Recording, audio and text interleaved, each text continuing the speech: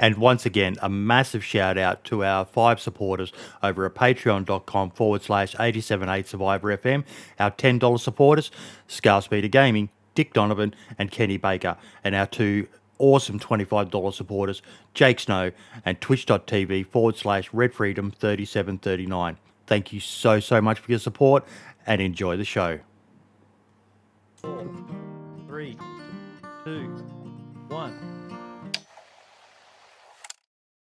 And welcome to episode 65 of 87.8 Survivor FM, the DayZ podcast. Marks, welcome back, mate. How we doing?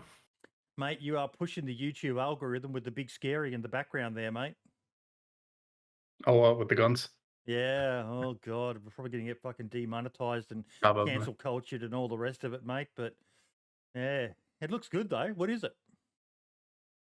There are soft guns. There's no soft M4 and then there's an AK behind that as well. Yep, nice. We weren't allowed to have airsoft in Australia. It's really big scary over here. All we're allowed to do is shoot little water-soaked gel balls at each other, and even that's only allowed in 1 or 2 states. Very scary. Very, very scary. But the man of the moment, someone who I've chatted with many a time via Twitter and all the rest of it, and we've had some great discussions about his clickbait video titles and all the rest of it. I mean, it's a clickbait. If it's clickbait, they're not very good at being clickbait because they don't get any views. So I don't know. Like Mark's more fucking famous than me. Yeah, what's up? How you doing, Lewis? Yeah, I'm okay. This is actually the first podcast I've ever been on, just so you know. So I've done this for like 10 years now. Yeah. Fuck off. No, I'm sorry. I heard an applause sound. I thought it was you, but it's in my headset. But no, I've never been on a podcast. I'm too lazy to be honest. But you know, I was like DayZ. I like DayZ. Let's talk about DayZ. Yeah. So I'm pretty sure. If not the first time, it's definitely been like a good 5 years. So that's good enough, right? Wow, I'm actually kind of a bit surprised at that, mate, because you've been around for fucking ever. Yeah, 10 years almost. Got nearly 460,000 subscribers on YouTube. Something like that. I don't know how many subs I've got. Something like that. I did have 500k, so that's all I know. That's okay, but we'll survive. Mark will give me a shout out, you know? Thank you, Mark. Yeah. Just waiting for the check to clear. Yep. So, mate, you have been a stalwart of DayZ since the mod days, haven't you? Yep. I think I made my first video in would it be?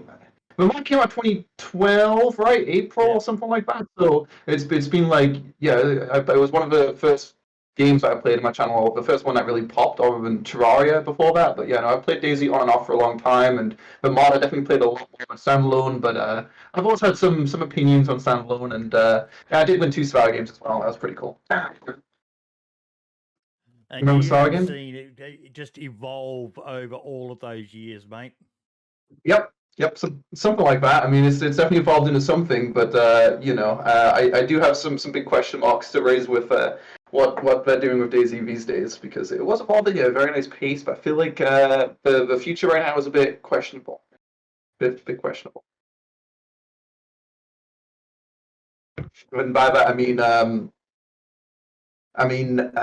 don't know. See, I don't know if it's a topic which you've talked about before, but I'm a firm believer that DayZ 2 is actually going to happen, and I just don't know what Bohemia are doing. I'm not sure if you've seen like the infusion stuff, which has been leaked, and also the stuff which they showed a few days ago at JDC. But yeah, just some people seem to be in like denial, like the DayZ fanboys seem to be in denial when I made this clickbait video back in 2020, I guess, where it was about the roadmap, and I said essentially we have a skeleton crew working on DayZ. A lot of things which we were promised with DayZ are never going to be in the game. The game isn't really going to have any big updates ever, it seems like. So I just don't know what the fuck Bohemia's plan is, because obviously we're making a lot of money with it, but at the same time they're not putting a lot of money back into it, which makes me think maybe they're doing something, you know, behind closed doors, and something like DayZ 2 could come out eventually fully on Infusion or something like that. Or I don't know if that's a stupid. No, I've been thinking the same. We have been talking a bit about this topic. Marx is nodding his head. The more I think about it, the more I am leaning towards DayZ 2 is not out of the question. It's almost a logical progression for them, when you look at the amount of copies of DayZ they've sold, Marks, they'd be mad not to. Yeah, it'd be crazy, especially with the small updates like Lewis is saying. It doesn't make sense, especially with all that constant money they're bringing in. Like, yeah, that's what I'm saying. I think I don't know if I've seen it on your Twitter, Boydie, but about some kind of M16A2 or something being added to DayZ, right? Like, they are finally adding new guns, like the AEST was added recently. Was the Scout in the game before? I don't know if it was. it was in but the game there. files.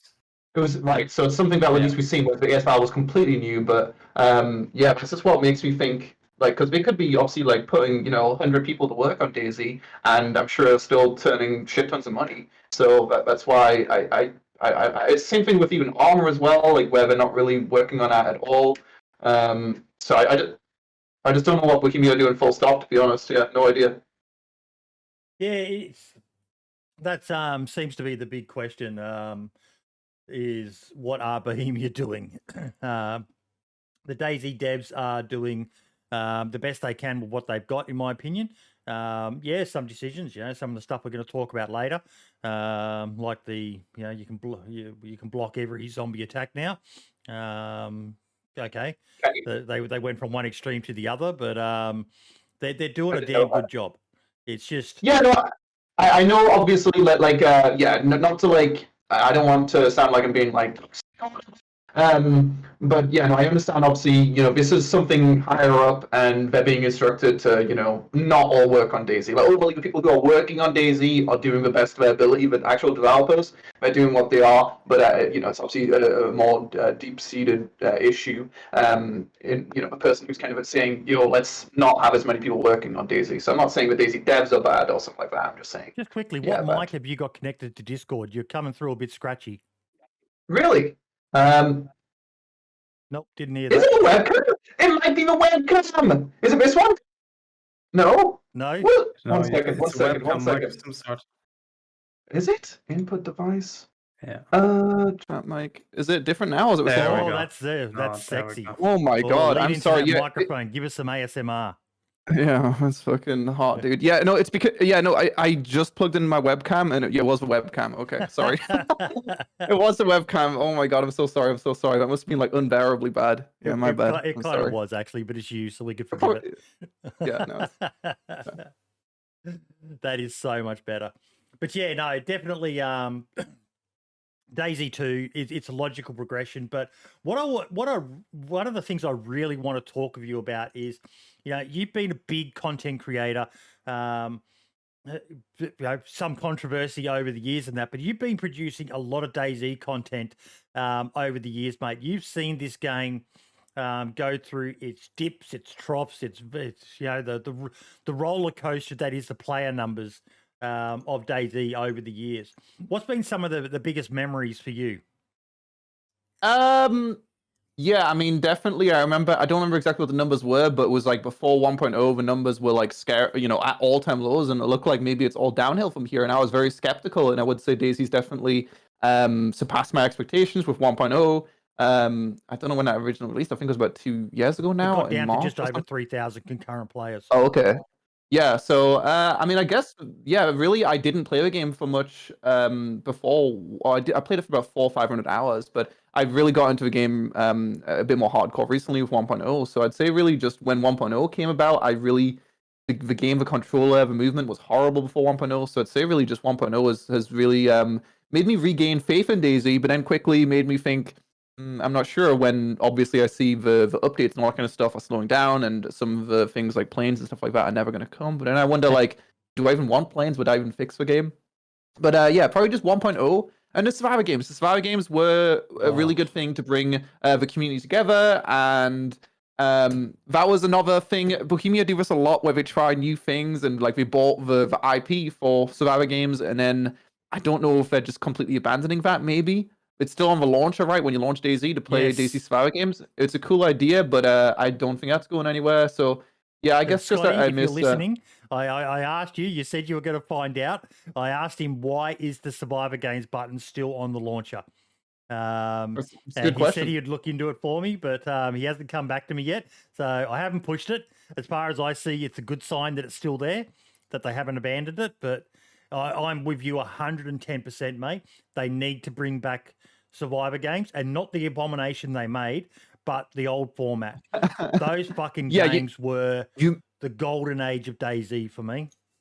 you mean would you want it to be like streamer only kind of thing, or do you think they could maybe rework what they have right now to make it more like the streamer games but with public people, if that makes sense? Or do you think it should see just be a the issue with the Survivor games format? Look at PUBG. PUBG's got it pretty much down to an art now.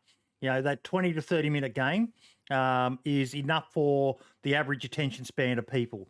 The big 2 to 3, 4 hour games that Survivor games were, finding enough players, you know, like maybe not so bad in the EU and in the Americas and that, but here in Australia, oh my God, Right. we would fucking struggle to No, fill a server. it's pretty bad. It's pretty bad here as well. I actually Yeah. played the game recently. I think I was in America when I played it, but no, the servers just filled up incredibly slowly. I mean, I think there is kind of maybe a bit of a redemption arc with PUBG, but for a second there, yeah, it was the tippity top of Battle Royale. But I do feel like Battle Royales as a whole kind of aren't what they used to be. You know, they've been kind of overdone, and any Battle Royale doesn't really keep my attention long term. So yeah, I'm not really surprised that Bohemia didn't manage to make, you know, something amazing with little DayZ Survivor Games thing, because I just think they changed it really too hard to much, do. Marks, from the original format. You know, Survivor Games, the name meant so much to people, and what they produced wasn't really Survivor Games. Yeah, I don't remember. I've never played in the original ones. I never even watched them, but the one that they came out with was just bloody awful. It just, I don't know what they were trying to go for with it, or what they were trying to do, but it just didn't.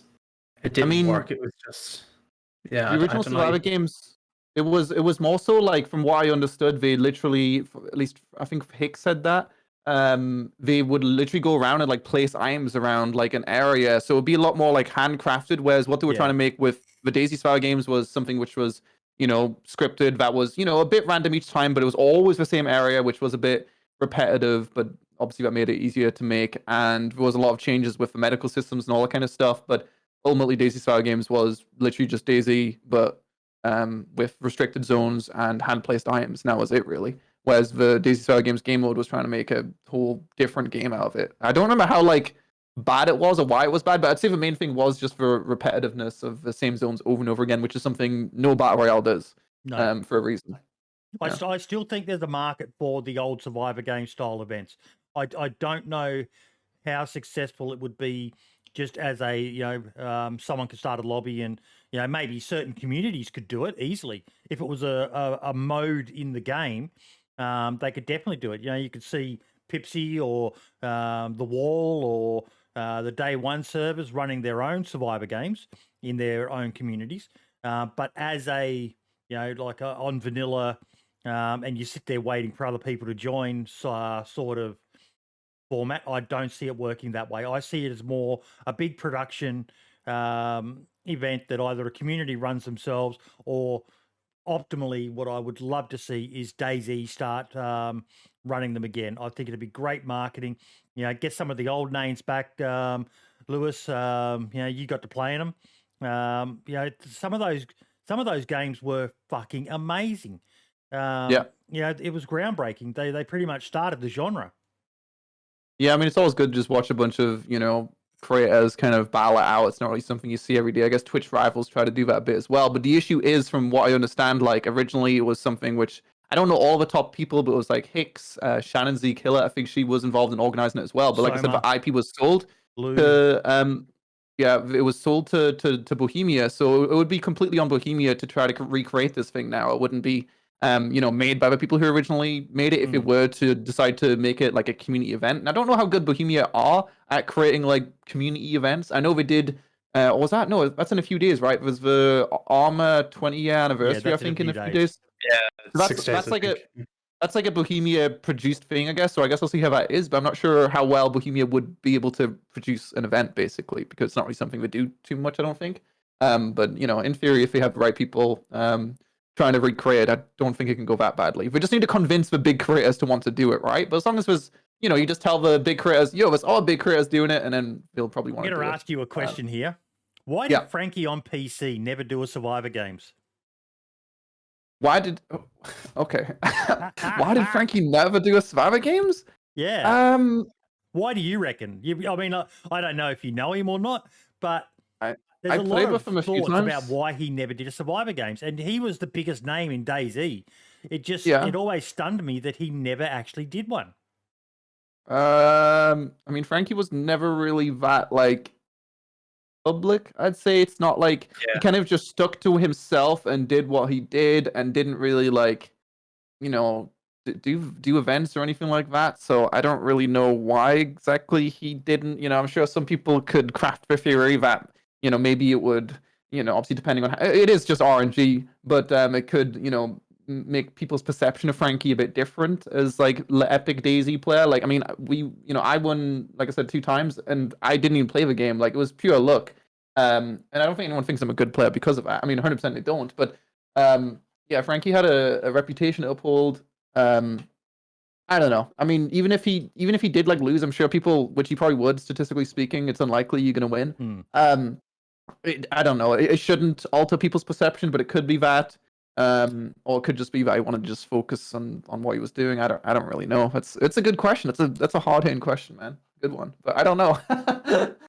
See, what was it like playing the Survivor Games? Because even in the mod, a lot of people have got rose tinted glasses when it comes to the mod. The mod was so much better, all the rest of it, but it was a buggy, definitely. broken mess as well.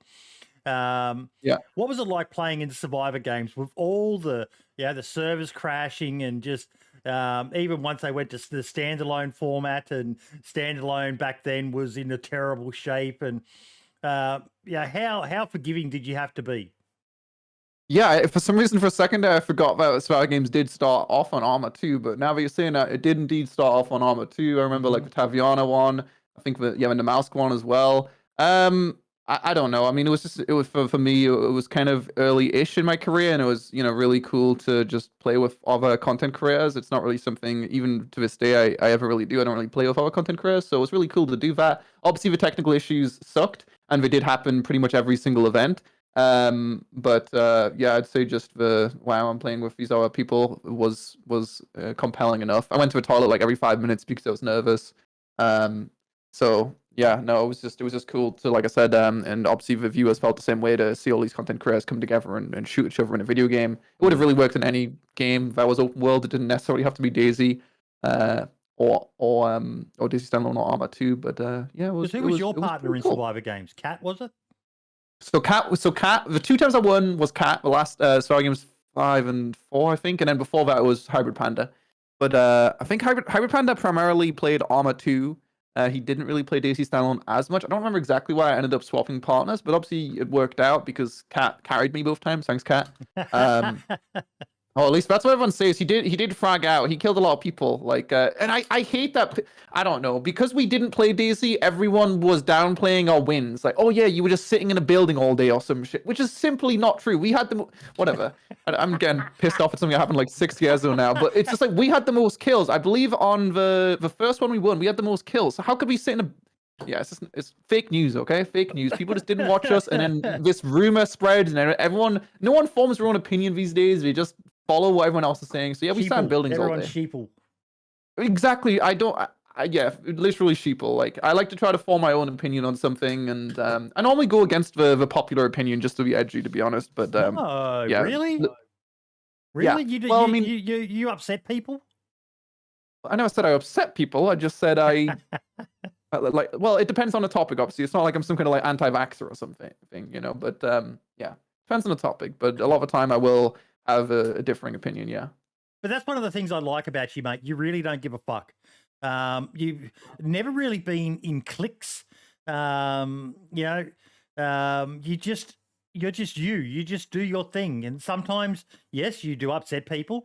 I still remember your Bumblebee plane video. That upset a lot of people back in the day, but you don't really care, and it doesn't seem to have damaged you either. Yeah, no, I try to keep it real. You know, I try to keep it real. I try not to, I guess, hide an opinion on something because I'm scared of some kind of backlash. Like, I've always had a pretty hot opinion on DayZ, and sometimes my hot opinions could be wrong. But yeah, no, Is that what was that a title of one of my videos? One second, let me Something Google. similar back a while ago. No, I wouldn't be surprised. Well, no, I remember it was the so I can see this one right here was a DayZ. Oh no, that one was correct. I think you're talking about the roadmap one. Yeah, the end of day. Yeah, that's what it was. It was this one right here, the end of DayZ 2020 roadmap. I still genuinely think you could say that's clickbait, and it did piss off a lot of people. But the idea behind it was that they, like I said earlier, even during this podcast, I said they were, reducing the amount of developers working on it. I still think that's kind of no, it's not. A lot of people interpret that as what you just said. DayZ's dead. You even just said that, right? I didn't mean that when I said the end of DayZ. I just meant as in, a lot of these things that were promised aren't going to happen, and things are just going to slowly kind of wrap up, and then something eventually it's just going to be the end, right? That's what I meant. No, that is actually the title, the end of DayZ. That's what I meant, is the end of development with DayZ. Not that the game is going to be dead. Like, the game's still great, and there's some things to be excited for, some great modded maps, and there's a lot of people, Marks, who won't look at a video titled like that. Now, I watched Lewis's video, and I agreed with many of the points he made in it. And I actually, that was one of the first times you and I had a decent dialogue, because I reached out to you and you said, sure, it's a little bit clickbaity. That's how the algorithm works and all the rest of it. You got to get people looking at it. But there are a lot of people in the DayZ community, Marks, who just will not countenance something if they judge the book by its cover, rather than watch the video and go in and then debate the topic. They'll just look at the video title and go, nah, burn him. Yeah. I done a video on that exact same roadmap, and I didn't clickbait mine, and I still got hate on my roadmap video as well. So I think what was your opinion on it? I didn't even give one. So how did you get hate then? Just for talking just about hating the game. Yeah. Oh, okay. Yeah, I mean, you can't win if you shit talk the game, and some people will be like, yeah, he's right. Or if you say the game's amazing, then people say, yeah, he's right. Like, you really can't make everyone happy. You're gonna piss people off no matter what. But yeah, I that's what I always try to do with a game, or with investments as well. Like crypto, I don't know how we're going to crypto here, but like people they have something that they have some kind of emotional or monetary like attachment to, and they can't admit fault in it because of that, right? Yes. Like, I'm not saying DayZ's a piece of shit. It's still the best like open world zombie style game out there, but you got to see the downsides to that game as well. Like, you don't need to. I don't know, especially with DayZ, you haven't invested $1,000 into DayZ Enterprise. It's like, just relax and just see these things kind of suck about it, and the future is a bit because of it. Like, it's not a big deal. It doesn't mean it's bad. That's not just DayZ though. That's gamers. That's people in general. Whether it be your football team, your political party, your whatever. Some people just cannot countenance anything different, anything that might be negative about it. They fanboy or fangirl, they stan, whatever the fucking word is these days. And that's it. If you disagree with me, I must burn you and hate you. And yeah, that's pretty much it. But yeah, I mean, I kind of actually enjoy having the controversial opinions, is because it gets those people out, and I think it's kind of embarrassing that they get so emotional over it. Like, it's actually kind of funny. So maybe that's part of the reason why I have these opinions. But yeah, it's always good fun. You enjoy it. So, you've got one of the cheekiest grins. You were just smiling then, but you don't mind a bit of controversy, and that's a good thing. You're not a vanilla person. Yeah, I'm not a vanilla DayZ person. That's true. I totally love mods like horses and DayZ. My favorite video that Markto made. 420 Gaming. You were playing on that back in the day. Yeah, I remember that server. I think it was on. Was that primarily on the Arma 2, or was that on Standalone as well? Was on Standalone. Was that the one that had linked to all the base building? Right, the one that had like all of the new shit on it. Yeah. Yeah, it was a good server, man. I'm sure it probably got shut down by Bookymere or something. I don't know. Yeah, it did. They got their hands on cracked copy of the game or something like that, and they imported all this Arma stuff in, and they were just making DayZ look really bad with all the stuff that they had in there, and they were doing a lot of trolling as well, which is kind of what got them a lot of negativity. Giving the devs a hard time, and I'm actually in a chat with them about maybe doing a spotlight on 420 Gaming, because it was a big part of DayZ back in the day. From a historical point of view, definitely something there to remember. Yeah, I mean, speaking on that topic, I guess I do. Was two scenarios, which I mean, I guess I didn't like publicly talk about them that much. Not that it really matters, and obviously things have changed now. But I remember, like, even like I think it was probably 6, 7 years ago now. I played, or I made a video on it as well. It was DayZ Boxing. It was like some Russian server, with like vehicles and shit. And I remember Bohemia, or I mean, I'm not gonna say who it was, but someone who worked for Bohemia said like, you need to remove those videos, because obviously we were like, like the crack DayZ kind of thing. But it was really cool to see Namalsk all those years back, and it just it sucks that 6 years down the line from then, the Namalsk we have now. I don't know if you guys have any opinions on Namalsk, but I thought Namalsk was like a bit of a disappointment kind of with Standalone. I don't know, maybe. I mean, I enjoyed it, but it's just it wasn't quite different enough, considering I already played it on Standalone 6 years ago, and then the now version is a few interiors and the music's awesome, but just a few interiors, it just wasn't as spicy as I would have hoped Namalsk, I'd say. But see, I never played the mod, so for me, Namalsk was next level fucking amazing. The EVR storm, the event was all just, oh god, it was so good, so good. Yeah, I mean, the EVR storm stuff was something which was in the mod as well, I believe, and it even had like bloodsuckers and stuff. But yeah, no, it's definitely really good. It's just I was hoping that it would kind of keep my attention for a longer period of time. I am still excited for the new desert map. I don't know one of you guys probably know the name of it, right? Quamad or Quamid or something like that. We released like a trailer the other day, and that reminds me a lot of Takistan. Like, what I've always wanted out of DayZ is just something that isn't green. So Namalsk was good for that, because it's like, whoa, it's not green like my background. Instead, it's white. Brown. That's a good color. Yeah, now we've got brown or yellow or something like that, like kind of Takistan kind of thing. So that's just really exciting, because I'm just sick of. I understand that it's hard to make them, but I'm just sick of modded maps that are all the same color. Because with DayZ on Arma 2, I understand like things were different then, because the maps were already there for Arma 2 kind of thing, and it was very easy to set up the item spawns, and the zombie spawns would spawn near the item, so it's very easy to like make a DayZ mod map because they already existed. Whereas a Standalone, you don't have those already existing. But yeah, no, I'm just excited to see some different maps with Standalone. So I'll definitely be playing that map when it comes out. In fact, I think who's a Smoking Bro, I believe his name is that his name, right? Yep. I think he said he was. I don't know what connection he has with the map, but he said he was going to give me like a sneak peek in a week or something. So that'd be pretty cool. That'd be pretty cool. I'm excited. Yeah, he hosts the DayZ Aftermath servers, and they're exclusively hosting the map for a certain amount of time. Oh, wow! And it's like Epic Games, man. That's awesome. Yeah, and then it'll go from there public, and then so I think he's leaving a load of content creators on it sometime soon. So. I just had a thought going back to something. So I think we can all pretty much agree that Arma 4 is the next big title that BI is working on. DayZ 2, they released as a mod for Arma 4. But by Arma 4, I mean, I'm assuming you mean like, because I mean, not, I guess that's what you mean, but just to like make sure we're talking about the same thing. But are you talking about like Arma Reforger, I guess? Because I guess you've seen some of the Arma Reforger stuff, because Arma 4 seems like something that's going to be like super down the pipeline. Or do you mean Arma Reforger, which seems like it's coming out relatively soon, and you think it's going to be a mod for that? Or yeah. Okay, then yeah, I mean, if Bohemia don't do it, I'm sure. Well, 100% someone will do it. If the modding tools and the FPS and all this shit is good for it, then it's going to be like one of the best, sandboxes to build something on top of, with a big open map and all that kind of shit. So someone will definitely do it.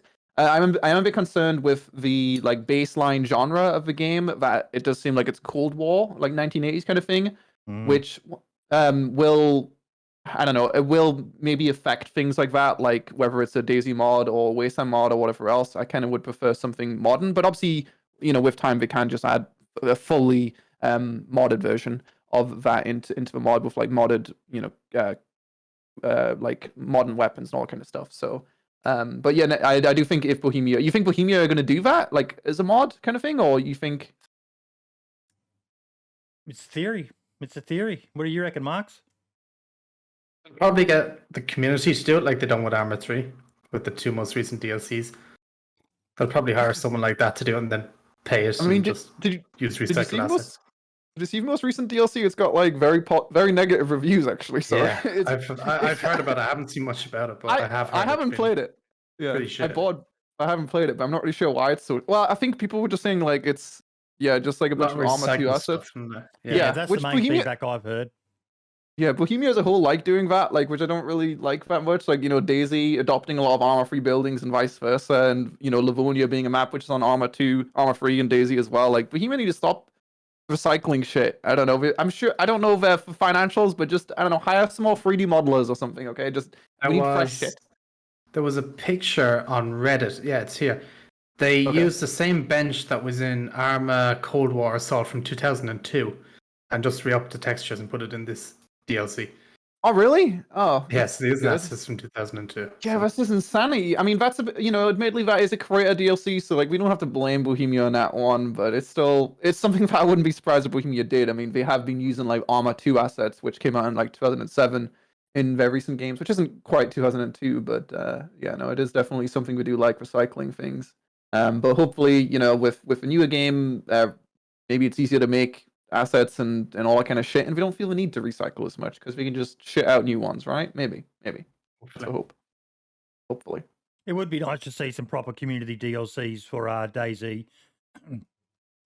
Oh, you'd want to see like a creator DLC, but DayZ. Yeah, definitely. Yeah, there's so much amazing stuff. Like even we'll say Namolsk. You said before that you wanted maybe a bit more. Yes, it was Sumrak who was one of the minds behind it, but there was also others like Inclement Dab and Helkiana and Lieutenant Masters and a few others working. Now, just imagine if they'd been able to make a few quid. I know that some people did donate, but if there was a guaranteed source of revenue coming in, imagine what they could have done and what they could do with other things. Maybe the Takistan rebrand, like you were saying you would like, if they knew that they could do it as a community-funded DLC, what some of these great minds that are out there could come together. I mean, they definitely could. I'm sure they even know they could make shit tons of money from it, from doing the exact same thing on DayZ. I think they could even make more money because we have the console market as well, right? Because Namolsk is something which hasn't penetrated the console market at all. If they had some kind of paid map, much like, Livonia, but a creator DLC that was on consoles and PC, people would eat it up. People want to see like a new map, which is all new, right? Because Livonia it was pretty much all Chernarus builds, something completely new. People would 100% eat that up. But the issue of that, which I've seen firsthand with Arma, I don't know what it's like with DayZ. I think it's kind of the same thing, but is when you sell these things, they become a momentary blip in the game's life kind of thing. I'm assuming Livonia is still decently popular in DayZ, and I understand the need to monetize, but when you monetize like that, then it kind of segments the community, and eventually those maps just die. And I feel like with Arma 3, with the Tanoa DLC and Livonia, I was looking at Livonia on Arma 3 the other day, and it was like 10 people playing Livonia on Arma 3. It's good to do that, and I understand the need to monetize and all that kind of stuff, but there's a good mod just come out. Dumpgra in chat is one of the guys working on it. That is basically allowing for hive links between maps. So someone can have Chernarus as the main map and have loot specific to Namolsk, loot specific to Livonia. So it gives players a reason to move their character between maps, which is, I think that's probably one of the best mods for DayZ in quite some time, because it's going to enable more of a playing area for characters. Gives them a reason to, you can set it up so that the Namolsk is extremely hardcore and you've got to go in there geared, almost like a bit of a raid, and maybe search for that uber loot item, the railgun or whatever, and then bring it back to Chernarus, and the only place you could find ammo for it is back on the Namolsk. So if you're running out of ammo, you've got to go back in again. And yeah, I mean, there is you probably wouldn't have heard of it before because it's a very indie mod, but there's an Arma 3 mod called SciTech Industries or some shit. And that has the same idea where it's like, which is actually something which could be done with this mod you're talking about right now as well, where there's an entire underground component which is very dark and atmospheric, and then you go above ground, and that's a different server entirely, because that does allow there to be actually dark underground environments. I'm sure you've seen the workarounds that Namolsk has got with their underground environments it just kind of makes your screen black. It's a bit weird. So doing something like that could be really cool with, underground environments being kind of hard to do in DayZ and Armor, to have an entire server dedicated to underground and an entire server dedicated to overground. So that way the underground it would just have a bunch of, it would just be a lot easier to develop, and it would look less shit. Like the mouse kind of looks a bit weird because it just like makes your screen like full black kind of thing, because it's like a workaround. Yeah. I would actually love to know, Marks, what the player numbers is across all the different maps on PC.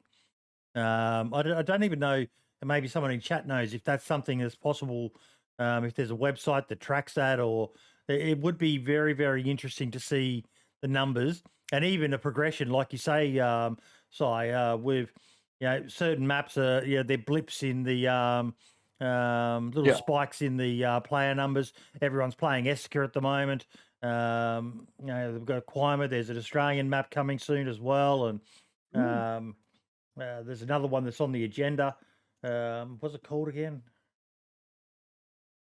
Is Essica still quite popular? Like, are a lot of people still playing Essica, because it's such a small map? Yeah, that at the moment. I don't know if many people are still. Yeah, at the moment, but like, are they still playing it? Because it kind of died off very quickly for me, anyway. It was cool to play for about a month, and then. That's what every map's like for me, unfortunately. Like, but with a DayZ mod, like, there was a map coming out like every week, so that's how it was always fun. But I mean, the thing is, you could definitely make a tool that could, count the numbers of how many players are playing on each map over a period of time. But I mean, I can kind of count up the numbers manually. I can see there's like, I don't know, 6 full servers on Essica, and then it falls down to 5 players after another like 5 servers. So it's like 10 servers, which are like decently popular, and then it's 5.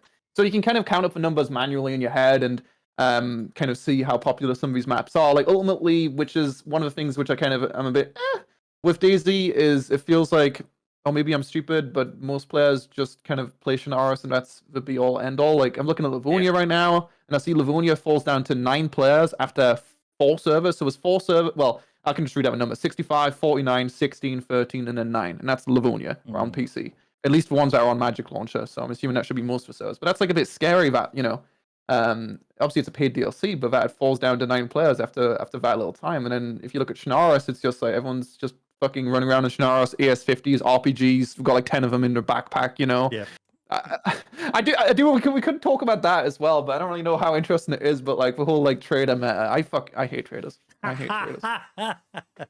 Do you like traders? No.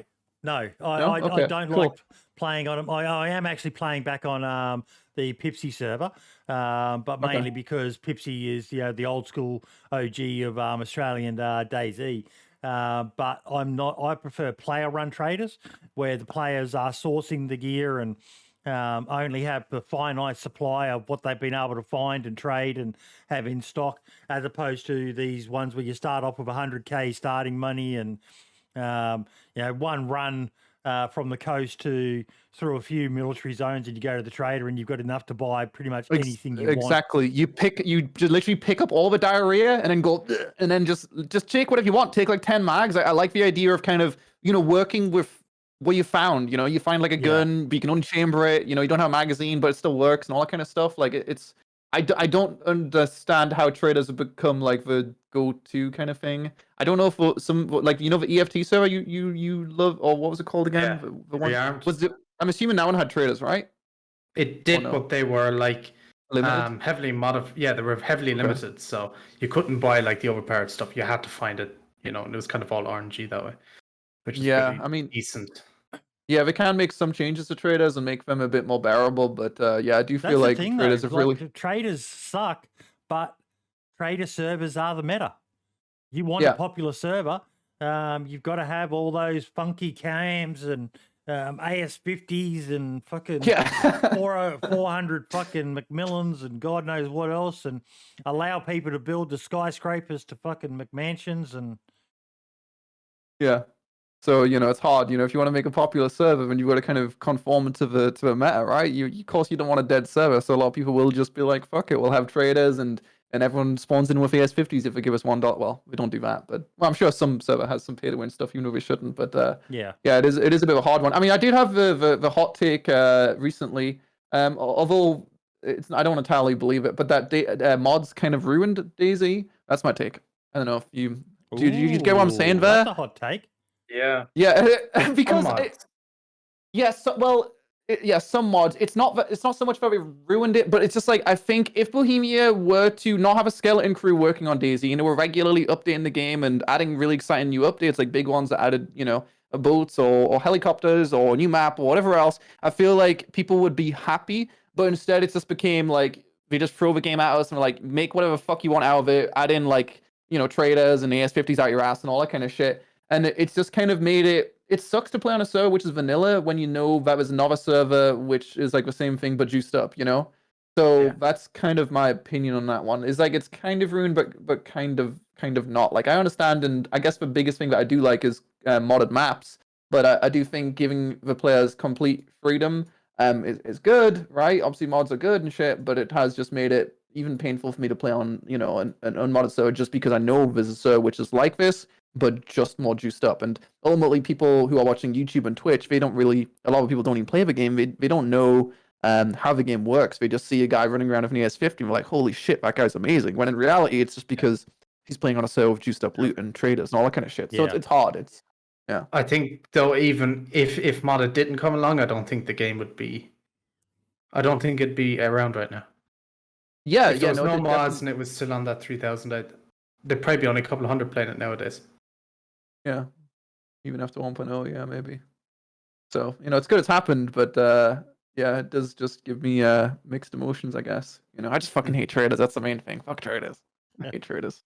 Wait, do you hate traders too, Mark, or no? I hate ones where you can just go in and you can buy everything. The most overpowered guns in the game, and you can just go in and buy them straight away. The ones like that are on Rearmed where you can't buy those overpowered weapons. You can't even buy mags for some of them. And those ones are fine. Like you can buy your standard M4s, that type of stuff, but when it comes to your 50 cals, your RPGs and shit, you have to find them. And I like those ones, but I don't like those like heavy boosted ones. No. Yeah, and I do feel like it does also with traders, it encourages people to sit in the trader all day and just do nothing, which safe I feel like does that, yeah. Yeah, a lot of the time that's what ends up happening. There's people in the safe zones, and then there's people sitting in their houses, like watching My Little Pony. Like no one's out there. Like I don't know. I was running around for like hours on a server a few years. It's probably like a year and a half ago. I ran around for 5 hours, didn't see a single person on like a full server. I hear gunshots run to them. No one. Like I don't know if that was just like a bad experience or something, but yeah, that's another thing. Is I mean I do like them, but like I kind of hate base building as well for that reason. Is just because it kind of brings people out of the circulation of the world. I don't understand why they're there, but I've never built a single base on DayZ, which is probably weird, I think, right? That's weird. Is that weird? Not really. There's a lot of people who are like that, especially content creators. There aren't many content creators who bother to build bases because it's just pretty much it's just too much effort. Yeah. It'll be gone the next day then, like it's just not worth it. Unless you're a YouTuber, but if you're a streamer, you can't do it. I tried, and you just end up getting raided, and it's sometimes it's probably ill intent. Other times it's just people who are watching and they can't unforget what they see. Right. They shouldn't be barred from raiding you. It's a choice you make as a content creator. Yeah, I mean, the good thing with being a YouTuber, when I did used to play like Arma 2, Overpoch and stuff, is I did have like an army of Lewis fans who would kind of just make bases for me, so that was good. Yeah. I do think black market traders are good. Because you can't sit there all day tapped out just those are doing no nothing. safe zone kind of no thing? safe zone. Yeah. Okay, so you go in there and you have to be in and out, and it's just quick because you're probably gonna die otherwise. I like it's like they're good. It's a POI, it's risk versus reward, it's kind of like EFT as a whole is a lot of risk versus reward. So that's always a good component to have. I'm sure there's a lot of things that DayZ could kind of see in EFT and be like, we want that. Also, why can't you fucking move and bandage in DayZ? That's all I've got. That shit pisses me off. Yeah, right? that one isn't. I agree with you. You can eat and eat beans, but you can't move and bandage. It just feels really. It feels really dead. Make one where you can bandage on the run.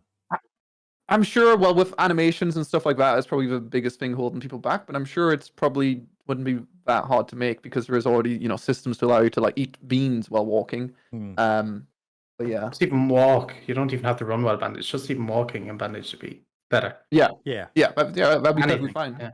Yeah. And also, I was also complaining recently, and just to confirm, I'm not wrong here, but DayZ doesn't have ragdolls, right? Like, it 100% No. doesn't have ragdolls. No. Yeah. Do you guys have an opinion on ragdolls? I No, love I miss them. ragdolls. I personally. miss missed the it. old way it used to be.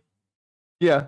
People would just fall over, and it feels good. But now it's like, and then like when I always forget when someone's knocked out, they're like dabbing on the floor or something. Or it's like, I just need to do some dabs. I owed my chat some dabs. But But so I have to like look at someone and be like, oh, they're not dead, and then like I shoot them and then they like move their arms or some shit. Like there's two different animations for like dead and not dead, right? I hate that. Where's The legs, I think you can the legs? see Okay. it. So the like legs are up, and when they're dead, they're both flat out, and Okay. it's weird.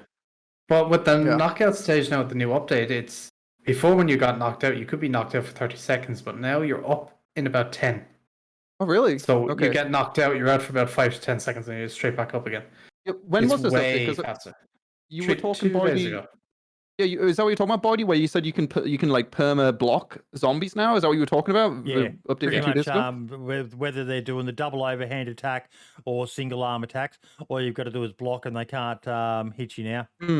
Yeah, I mean I don't know. I haven't played it since then, but I do kind of like that because for a second there, the patch before that made the zombies like really strong, right, and really annoying, because you couldn't They're like even stun more lock them anymore. They're what? Sorry. They're more annoying now. They're Wait, constantly attack. Oh, No okay. matter what, Oh, they'll just constantly attack until you either run away or kill them. and you can't stun them still as much. You No. can't like do an overhand. Oh, okay. Yeah, zombies have always been. I don't know. Honestly, if you just delete zombies from DayZ, I wouldn't mind. But I understand why you Yes, don't. But yeah, zombies seem like kind of just like a side fault with DayZ. There's really not too much going on there, and I don't really know what if I was the DayZ head of zombie, what would the direction be with those? Even like I don't know where is the right direction of DayZ zombies. It's a hard one. Take So 'em I out. understand. What? Sorry. Take them out. Oh, Don't okay. need 'em. Just take them out. Yeah, I mean, Yeah. you don't really see them that much anyway, but yeah, just take them out. Easy clap. Yeah, that'll work. They have a lot of issues. Well, at least with like servers like Stalker Z, you've got like a bunch of different zombie types, which is something that I think. I mean, if you did that, I'm sure it would make some DayZ players angry. Let's say like a Left 4 Dead, like boomers, the screamy lady thing, and all that kind of shit. Like, I don't know how people would feel about like special zombies, but I would like that, right?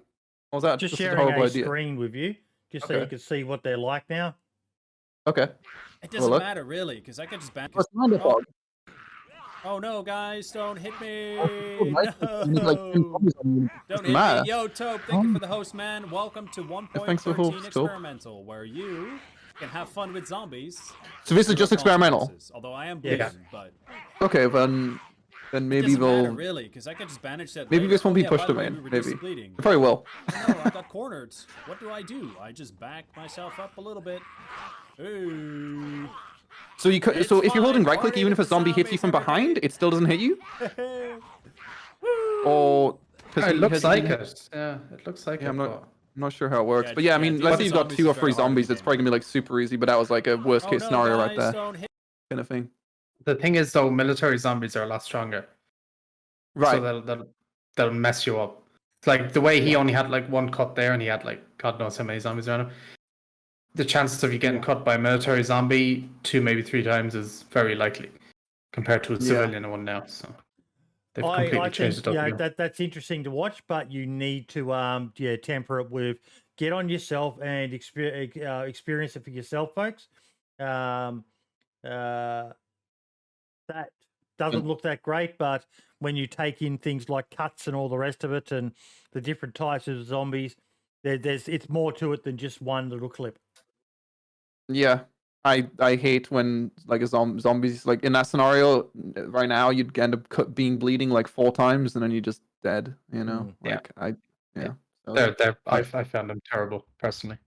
there is only still 2 like types of bandages, right? Like the rag and then like the military kind of bandage, right? Yeah, I really Yeah. think they should add more depth into the medical system as a whole. Again, looking at EFT, like our medical system's insane. Maybe you don't need that level of depth, but yeah, that's probably one of the biggest things I'd say they could change with. I don't think that much effort. They're slowly not- adding stuff into the medical system, which is good to see. Like they've just added infection from dirty rags back, okay. and they've added fever symptoms with the flu now. So I don't know if anyone's experimented on that, but yeah, that's quite exciting. They're slowly adding some of those elements that have been missing a lot. Yeah, I mean, yeah, it's slowly moving, but I just like because obviously I don't think it's not something you mentioned in the 2021 roadmap. But when eventually are we going to say like, yo, we're not doing anything anymore? Like, are we just going to continue to do these small updates for the next 5 years? Like, I mean, only time will tell, really. Obviously, like we already mentioned, like Bohemia got to be doing something with having like no big team on any of their main games right now. But I just don't know what the long term goals are with really DayZ, and it's not really something that they've shared with the viewers. Like we don't really know what's where DayZ Standalone's going to be at in 5 years. All I know is it's got a lot of people playing it and a lot of really interesting console people who get angry at every single DayZ post we ever make. I don't know why. I'm sure you guys have seen it before, where DayZ make a tweet and it's like, "Fix consoles." Yeah. But they also play it 50 hours a day. Like console players like love the game but hate the game. Like I'm happy I'm not playing on a console. That's all I know. So like it seems a bit wonky still. But the next gen consoles are We love slightly our console more brothers bearable. and sisters, but yeah, they're very high need. Yeah, very needy indeed. Yeah, that's true. That Was there said, anything else they don't have a lot of stuff, and they're pretty much playing for the most part vanilla DayZ. So that's something we need to remember every time that they tweet something. That we on PC, we're gifted. We've got a plethora of ways to play DayZ. They really don't, other than playing with XML files. They don't have a lot of the custom mods that we have. Yeah, poor console fellas. Maybe one day we'll get that. Maybe, but probably not. Community DLCs. I mean, if that happens, I'll be happy, but also like a bit upset. That's all, because then it means I've got to give more money to DayZ. So like, yeah, I'll be happy that some of these maps will be in the spotlight, but at the same time, I know long term it'll just be like I said before, like a blip, and then it'll just be like it never even happened. Same with Livonia. Livonia's very unpopulated right now, but I mean, it is a bit different because it is a bit of a. I mean, I've heard people say they love Livonia, so maybe my opinion's I love a hot Livonia, take. but it's just Okay. it's definitely It's Mark, shit. you're not a big fan of it. It's terrible. It's fucking awful. I hate it. I hate everything about it. What do you specifically not like about it, though? Is It's it just that empty. it's like there's nothing there. Yeah, I always say it's just like Chernarus because I was really disappointed when I found out it was literally just Chernarus buildings, right? Yeah. So that was the main thing, is it's just Chernarus. It's a slightly different color of green, but yeah, no, it doesn't. Yeah, for sure. So I hate it. it's good that was the last map that Bohemia will ever add to DayZ, and it was that, like, leaving a good taste in the mouth. Yeah. Oh, right. What's up? We've got some topics to talk about today to continue discussing. The boxing matches. Marks, how did you go with that? Nowhere. We did. Marks did a tweet, joking when he was watching the, or I don't know whether you're watching it or just following it through Twitter or whatever. Yeah, they did those YouTube versus TikTok boxing matches, Lewis. Oh yeah, no, I didn't watch any of those. I couldn't give any less fucks. I pardon my French. I didn't even watch the what do you call it, the Mayweather one? Like, yeah, I don't know. I couldn't give a rat's ass either. But Mark just did a joke tweet basically saying, "Does anybody in the DayZ community want to box? It seems how you make a bag of money these days." And I followed up with, "Oh fuck yeah, that'd be hilarious. Get some grudge matches going." JLK versus Ceramore. Those two have been sniping at each other on Twitter. The Running Man versus Smoke, Lax Hawthorne versus Benfruit, just some joke ones, silliness. Yeah, the main title will be Sada versus Frankie on PC. Hey, I'd love to know what's going on there, but good luck to Sada. We'll go off the point here. I say good luck to the guy. I've said it a few times that he's probably been the best friend that someone's ever had. I couldn't imagine being a content creator myself and constantly having someone go, "Where's so-and-so? Where's so-and-so? Why aren't you playing with so-and-so?" I've had that happen like a bit with firsthand, but yeah, obviously nowhere near to the degree of Sada. But Sada's super chill and he's a lovely guy, so he's always remained calm throughout those endless questions. Yeah, so that's good because I personally think Yeah. it's better that he's not with Frankie anymore, because it just seemed like anytime anybody asked, it was just Frankie, and now he can just kind of hopefully branch away from that and just get his own audience instead of it just always being Frankie's audience.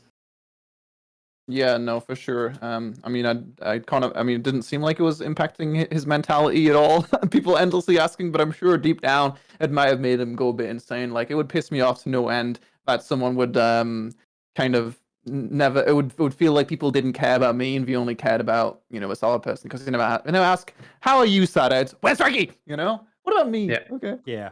Yeah, that's good. That's good. But interesting, very interesting. We'll never know. And is Frankie going to come back? That's a question for some reason people come and ask me that in my chat. Like, do you know what's going on with Frankie? Like, no, I don't fucking know what's going on with Frankie. Okay, I don't know. But is he going to come back? I don't know. I don't know. Yeah. Apparently, it's like 4 videos made and ready to go. But yeah, right. But at he the same time, can't I was find like, the upload button. Apparently. yeah, it was like 6 months ago. Yeah, I mean, unless he's trying to make like a fucking full, like the biggest comeback in the world, in which case I guess fair enough. But yeah, it doesn't really make any sense. So I guess only time will tell, as will a lot of these mysteries, with DayZ and all that kind of stuff. We've got something to look forward to, mysteries to be solved. Time. But I would love to see some boxing matches, certain creators, some funny grudge matches and all the rest of it. I think there's something there, Marks, but it seems that there was a lot of people who, for whatever reason, thought it was a really bad idea. We're not all going to stand around, hold each other's hands and sing Kumbaya. And it wasn't even meant to be anything. It was literally just a joke, and people took it completely out of context. People even thought I was on about IRL boxing and everything. I was like, no, not that stupid. Wait, so you're saying it was going to be like a DayZ Boxing event? Is that what you meant? Yeah. Yeah. Oh, okay. Sorry, I didn't. Okay, yeah. I mean, I didn't. I don't use Twitter, to be honest. Yeah, no, that would be super cool. It'd be like Survivor Games, but less Survivor Games and more just a circle of content creators. Like it's always good to get content creators to come together, because a lot of the time we just won't. So it's always good to get them together. It's something to look forward to. It's like a community event, keeps the community alive and all that kind of shit. So no, that would definitely something fun, something that bit of cross pollination of communities and all the rest of it, and just watching and all in good spirits. So yeah, Jesus, I mean, met a trash talk. That's Jesus made a map and everything for it, so it was it's all there and everything. But and there's even more reason to do it. They did do that back with before 1.0. I'm pretty sure we used to do like, I can't remember exactly, but I think I was invited to back when I think it was Batty who was the community manager, right? Was that her name? Yeah, she did some like events where content creators would come together and like kind of try out a new update or whatever else. And that was super cool. Like that's all we really need to do. Just bring people together and like that would be awesome, especially if there's been a map already made for it. Like, it's not going to take too much of your time and everyone's going to, like you said, cross-pollinate. Like, yeah, it's a good idea. Maybe one day. Yeah. Probably not, but yeah, maybe with DayZ 2, man. DayZ 2. Woo! I wouldn't have guessed it, but like we've all said, now it's like probably at some point. But you gotta make some money, man. Otherwise, you're gonna go bankrupt. DayZ's not making. No, it is definitely making enough money, but yeah. Now we've got a trailer for the Banov map. Oh yeah. I was gonna watch that. I actually have it. Banov. Oh, sorry, that's a different map. What the fuck is Banov? It looks green. That's all I know. Every map is green. I'm getting bored of all these green maps. Yeah, I mean, I understand. Like, it's harder to make a not green map though. But let's look first. Slovak. What's like Czechoslovakia? Wait, hopefully many more to real come. locations. Okay. Yeah, I'm not really very sold so far. I mean, that's the thing. Is it's primary like. I understand it's a lot harder to do, but having like custom buildings and all that stuff would really sell it. But it does just look kind of obviously different to Chernarus, but it's going to be just Chernarus buildings and just green. Yeah. So, yeah. I mean, I haven't actually watched the trailer for the. Oh, did I watch it? The trailer for the yellow map, the desert map. One that looks like it definitely uses Takistan assets. That one looks awesome, just because Takistan assets. That's the big thing for me. Is some custom assets would make my fucking world. He said that there is a lot of custom assets in there as well, but there is obviously some Takistan as well. So it's a mixture. Yeah, it's a bit of both. Yeah, no, which is awesome. Like even Takistan by itself would be pretty cool, but I think I've seen like some like kind of like squad looking buildings, which obviously does have a lot of maps in the Middle East kind of thing, where it was just like it was relatively basic like buildings, just like in a like an apartment complex of a bunch of different floors that looks like, you know, a deserty building kind of thing. But that's good enough. I'm not looking for like a crazy building. Yeah. I mean, I'd expect that out of Bohemia, but There's Yeah, what's apparently sandstorms and everything coming, so like it'll be like an EVR storm, but it's sandstorms and stuff. Yeah. As well. So it's gonna have all that stuff. It seems to be really, really cool. If it's made well and done well, hopefully it'll be popular for a while. But yeah, but at the same time, it's like, what map was that? It was I can't remember what it's called. What's the like cool map? It's green and it has like Aztec shit, right? Dear Isle.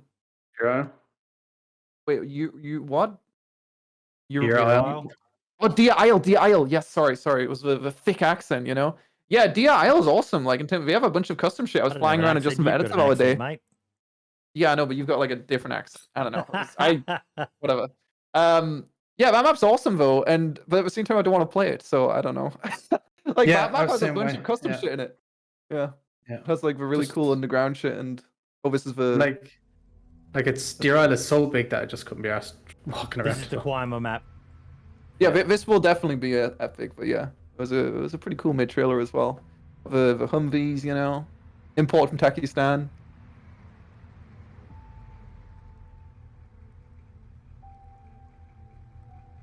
I was waiting for him to get into it and the thing just fly off into space, but it didn't. Yeah. Yeah, probably did. We just cut it out, you know. Probably did. But no, you bang on the money with the fact that in this one you can see some custom assets, you know, some mosques and stuff like that. Oh yeah, everything. And that is a big sell for me. Yeah, they've got some, you know, other assets like these broken construction sites and all the rest of it. But you know, Right. even the markets here, this is this is one of the things that attracted me to Eska so much was, you know, they managed to rework some of the existing assets to make them look different. Right. Actually having some wholly brand new assets. Oh yeah, I'm down for that. Yeah, I mean, you didn't play, so like that building on the left, for example, is new. The one to the back right is new, but the one below is just Takistan. This building might be from Takistan. There's a lot of stuff from Takistan.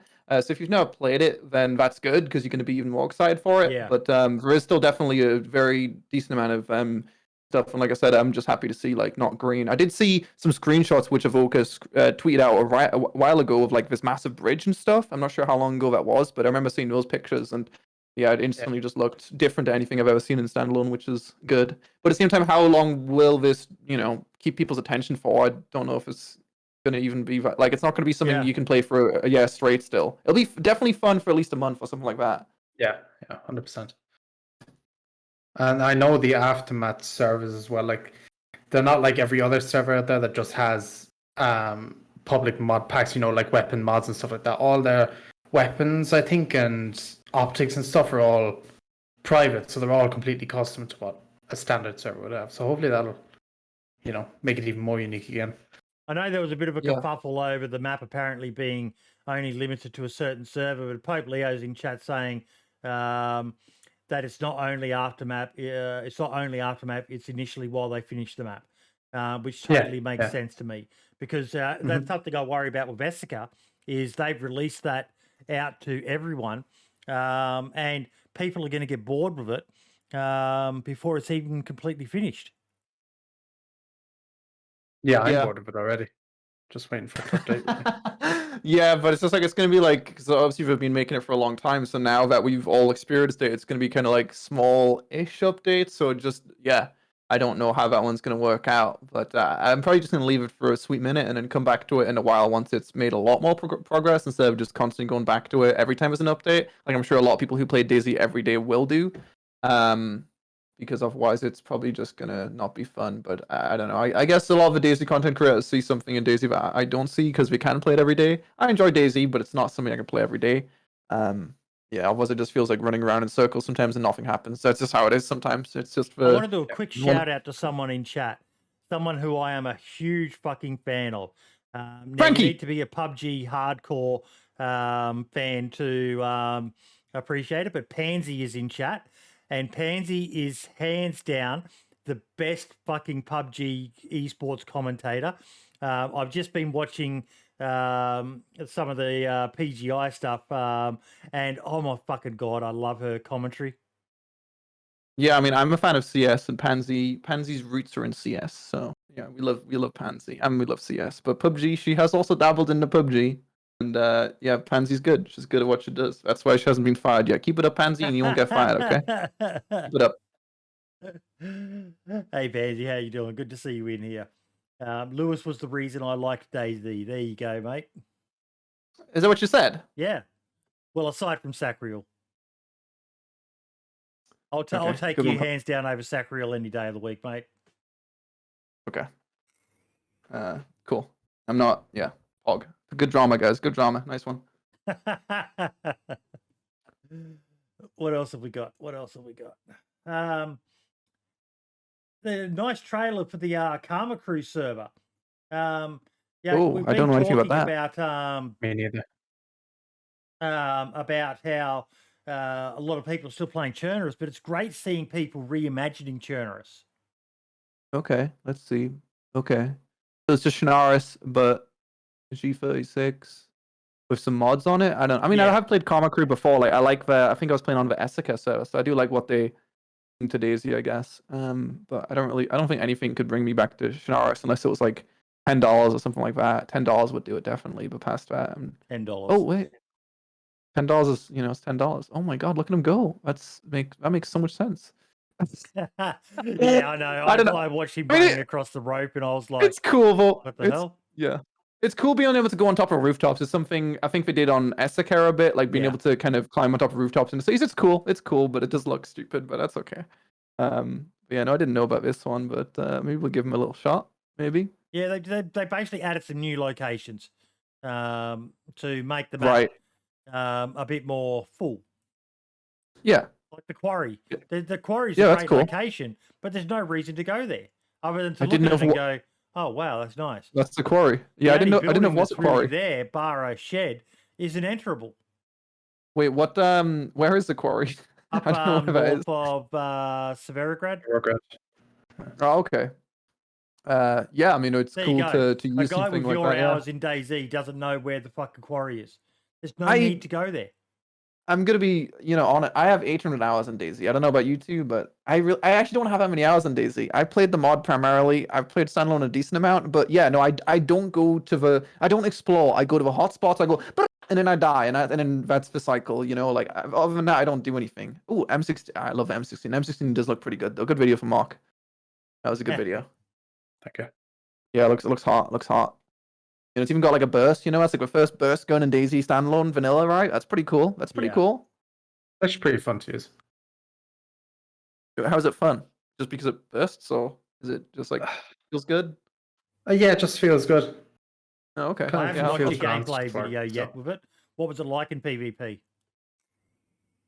At first, it was quite a lot of recoil, but using it in single fire and it was fine. It's a bit more of a challenge because obviously you don't have any sights. It's just iron sights, so a bit trickier. Can't really use it at range, but You can't take the carry handle off and then put like an ACOG on it? only Oh. iron sights for now. Ooh, well, we'll see about It's that good. one. Yeah. Yeah, I'll try it out. I'll give him. That's the thing. Like, I don't know. I haven't even used ES Val before. Is that like a crime to have never used an ES Val? No, Probably, I right? haven't either yet. Haven't found one I yet. couldn't even find it. Yeah, it's only okay. heli crash spawns, but the M16 is spawning everywhere. Any military location you'll find it.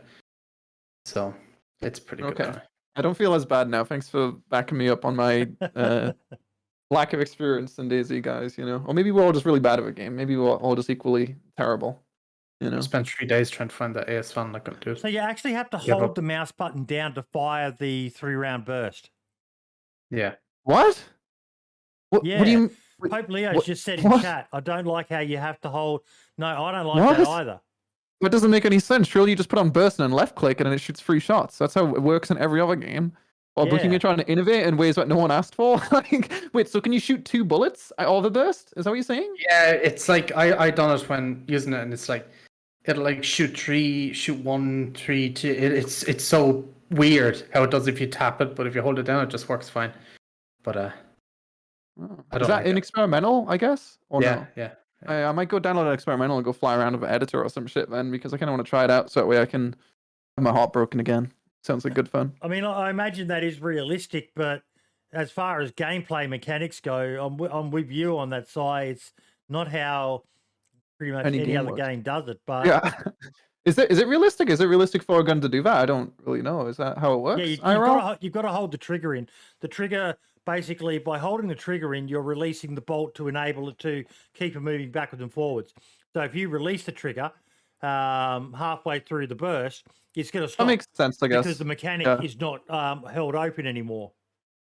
Yeah, I mean, if it's realistic, then it's probably something that they won't change, because I think DayZ has often went down the route of realism over fun, which is fair enough. It's hard to balance the fun and realism, but yeah, that sounds like something we're probably not going to change then. It just takes getting used to that, so. Yeah. Yeah, well, I'll try it out in 2022 or something when they release the next roadmap, where they say they're going to add planes or whatever. I don't know. I mean, there is, in terms of like updates, sorry, again, I'm stupid, but like, I think they said they were going to have like 4 like decently big updates this year, right? So I had like AEST, I guess the Scout. So is this like maybe the third of the 4 updates? Third one, yes. So there'll be a new one. Last one will be either November or December, I think is usually what it is. End of the year. And I'll probably add one more gun and a bunch of other stuff. Yeah, what gun will it be though? I think they just brought in Russian roulette. Oh, see, that would be awesome. Yeah, I definitely like shooting myself in the head. That's good fun. Yeah. Russian roulette is I didn't really do much in Armor in DayZ Standalone, but it's something I did do in like Armor Free Exile. They had a Russian roulette kind of system. Like I like the idea of playing Russian roulette with friends. Yeah, that would be huge, I think. But I feel like the next gun will be something. I mean, it's not going to be anything too crazy. Like I said, probably. I mean, G36 it might be something like that. Or no, the AUG's already in the game, right? No. Yeah, but it is in the game. Well, it's in the game files. Okay. Then that's something they could add, which would be. Yeah, it's not. That's the thing, but they don't have the animations for it, which is right. We don't have it fully rigged up. Yeah, it's just like that's the thing about DayZ though. And I mean, don't get me wrong, I don't really play games that are any different, but it's like I feel like as a DayZ player, there's not really anything. It's not that exciting. You know, obviously there's some mods and stuff, and you've got at least some updates to look forward to. But it's not like, oh shit, there's gonna be this massive update coming in 6 months or something. It's just the future is a bit depressing. I feel like, but I think long term it'll probably work out. But short term it's a bit depressing, I think. But I guess you guys obviously play DayZ more than me, so maybe you guys are incredibly excited for DayZ's future. You just can't fucking wait to sink your teeth into it, right? Yeah. Can you tell about the excitement on my face? I'm more interested in mechanics than I am in more guns. Right, that said, I'm a PC player. If you asked console players or people who play vanilla exclusively, they might disagree and say they want more guns. But I'm firmly in the more interesting mechanics of the game, including some of the things that we, like bows and arrows. But I'd love to be able to throw a fucking spear. Just some pretty simple stuff that is sadly lacking from an apocalypse game, which is kind of a segue into the update for 1.13, the experimental changelog. Mark, you did a video on it. Mm-hmm. It looked good on paper, but the realities It was fun. Like even playing it was quite fun for a change. And everybody, even the comments in the video, I was expecting people just to be hating it left, right, and center, but actually majority of them were positive, which was nice for a change. Because really? Even they're only more negative? Oh, they're usually terrible. Oh, okay. Like the M16 reveal video was it was horrible. I had to disable comments in the video for like a day because it was so really bad on stage. Yeah. Wow. Yeah. Okay. Yeah. If my comments get bad, I just let them go free and argue and do whatever else. It's good fun. Yeah, but I don't know how bad it really was. I never turn off comments. I just leave them. Let them do what they I never do either. That was the first time I'd done it. Oh, okay. First and last time, I'm sure. But I didn't realize how many good activity in the algorithm. Yeah, that's true. But I didn't realize how much was, or like the 45 round K74 magazine. I mean, that's pretty cool. Adding some different attachments, I guess, for weapons and all that kind of stuff.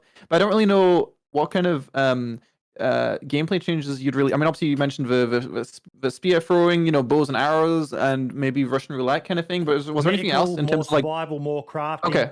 Straight away off the bat, medical, more crafting, more survival. Yeah. I agree with medical. I mean, we touched on that a bit earlier, being able to walk and do certain medical interactions and just a bit more depth. Even just when you say more survival, little things like being able to grab a chicken, wring its fucking neck, and pick it up, and not have to just leave it laying there and it despawns before you can find the knife to cut the fucking thing up. That's pretty brutal, man. That sounds like a lot of animation. Well, probably won't be any animations. It'll be like a bandage animation where it's like something like that. This is something you bring it. Yeah, I don't know. Yeah. But yeah, no, I've never read these patch notes actually. Oriental machete, crude machete. What's the difference? Slightly different looking machete, I guess. Yeah. All machetes. Yeah. That's exciting. That's probably the thing I'm most excited for in this update. Yeah, it's awesome. Iodine tincture had me looking into it a bit more. It was like, so what's the purpose of that? It's an antiseptic. Yeah, it's got to have some kind of medical purpose, right? Or at least Yeah. that's what it sounds like. Yeah. I'm wondering if that's tied into, because they've said it was something about a new environmental threat coming in the future. I think that's going to be the artillery thing that's in the game files. Which doesn't artillery? make any sense to me. Yeah. Yeah. So if you I play don't the really- game, if you play the game now at the moment, and you're in like, I think it's kind of anywhere. I heard it in Chernarus and I heard it in Vibor. You can hear these like explosions in the distance, like rumbles, nearly like thunder. But it's not thunder, it's like a different sound, and it's artillery going off. So people are speculating that the new environmental threat is going to be artillery strikes. If you listen here Oh, to okay. what I'm sharing. Yeah, I'm looking. Artillery.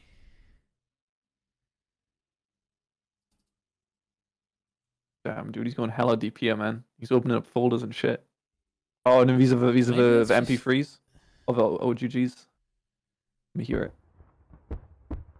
Wait, so that's something you hear randomly in the game right now, Yeah. like Chernarus and Is that shit? what we heard when we played the game earlier? Artillery? Yeah, that's. I don't know. I don't know how I feel about that one. I didn't know DayZ was maybe gonna have artillery, or maybe it's just gonna be a part of the ambience forever. Maybe. Well, Right? people were saying that, but there's coordinates as well. Oh, For okay. different parts of the map. So that it's either people are speculating it's a new sound for when helicopters crash, Can I tweet that? or it's artillery itself is going to hit parts of the map. So Well, what Not the sure. fuck has it got to do with a heli crash? being shot down. Artillery aimbotted and fucking hit the heli. I don't know. That's what I was about to say. To hit a fucking helicopter with artillery, especially at fucking range, you are fucking aimbotting. You are a fucking long-range sniper in the truest sense of it. I'm struggling to understand what the fuck artillery has to do with DayZ.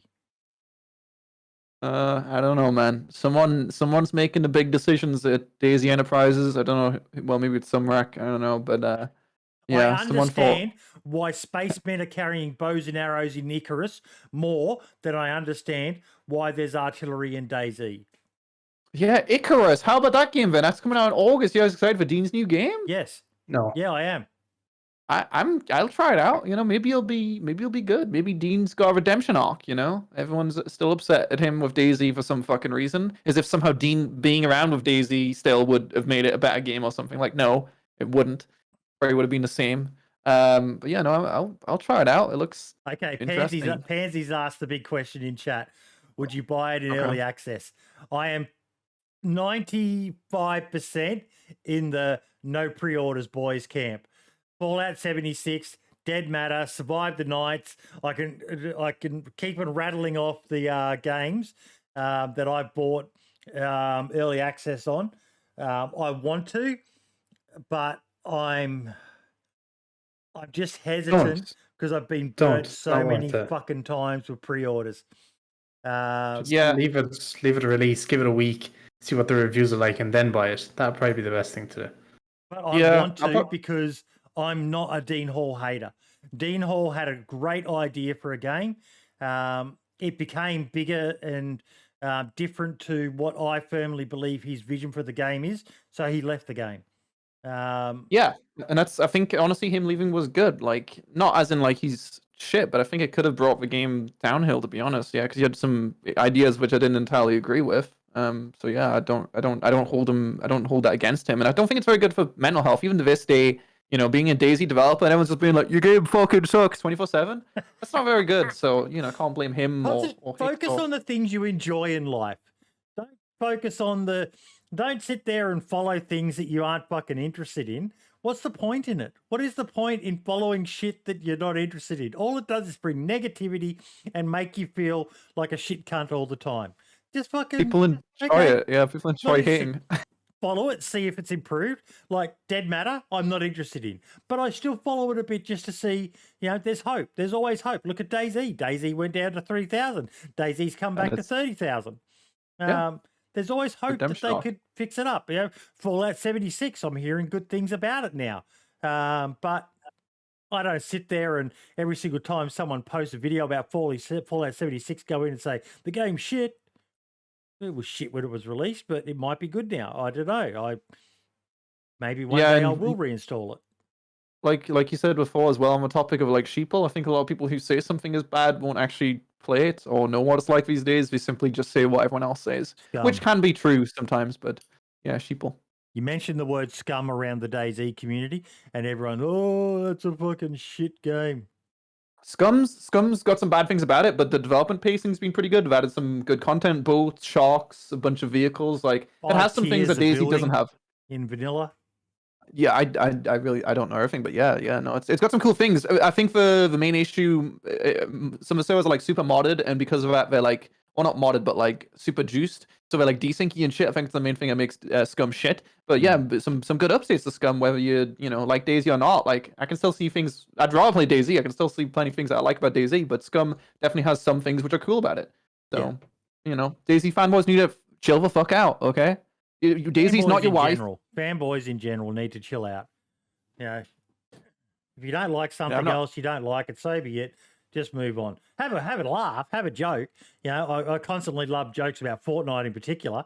Never played the game, have no interest in playing it. I just don't like the artwork style of the game.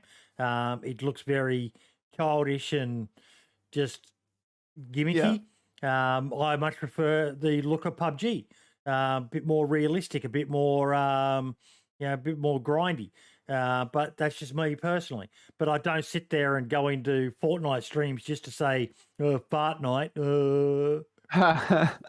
I do. That's what I do in my spare time. Imagine playing Fortnite in 2021. Oh my god. No, I actually kind of like Fortnite. Actually, I don't know what's wrong with me, but I like building houses in the middle of, because if you're on PUBG, you run in a field, boom, you're dead if someone sees you. Whereas on Fortnite, you build a house, and now you have a house to live in, and you and your wife can live happily ever after. It's kind of cool. So. Oh, look, I will say that part of the reason why I probably never played Fortnite is I look at that game and I go, I have the reflexes of a steel trap that is rusted shut after having been left outside in the saltwater rain for 10 years. I watch people fucking build those walls and ramps and all the rest of it, and I go, nah, that game's learning curve and skill level is way above what I could ever manage. Marks, you're nodding your head. Oh yeah, like I watched that game recently, and just the way people were just fighting and building, I was getting a headache watching it. Yes. Yeah, I feel like if you. Sorry, go ahead.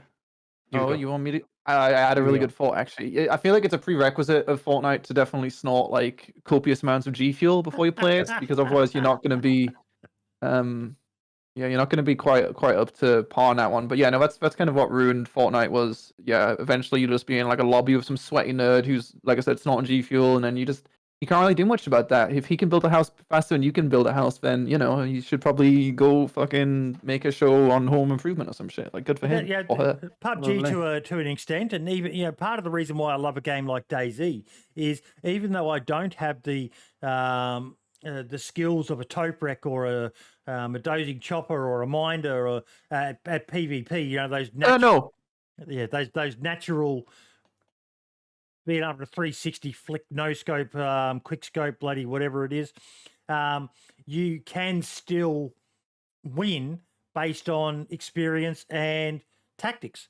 Yes, and that's one of the reasons why I still dabble in PUBG. Yes, if you've got raw skill with the PvP mechanics, you're at a massive advantage. But even I was still able to get not just one, but quite a few chicken dinners in PUBG just by playing smarter. Yes, it involved a lot of camping and crawling like a snake, but that's how I have to play.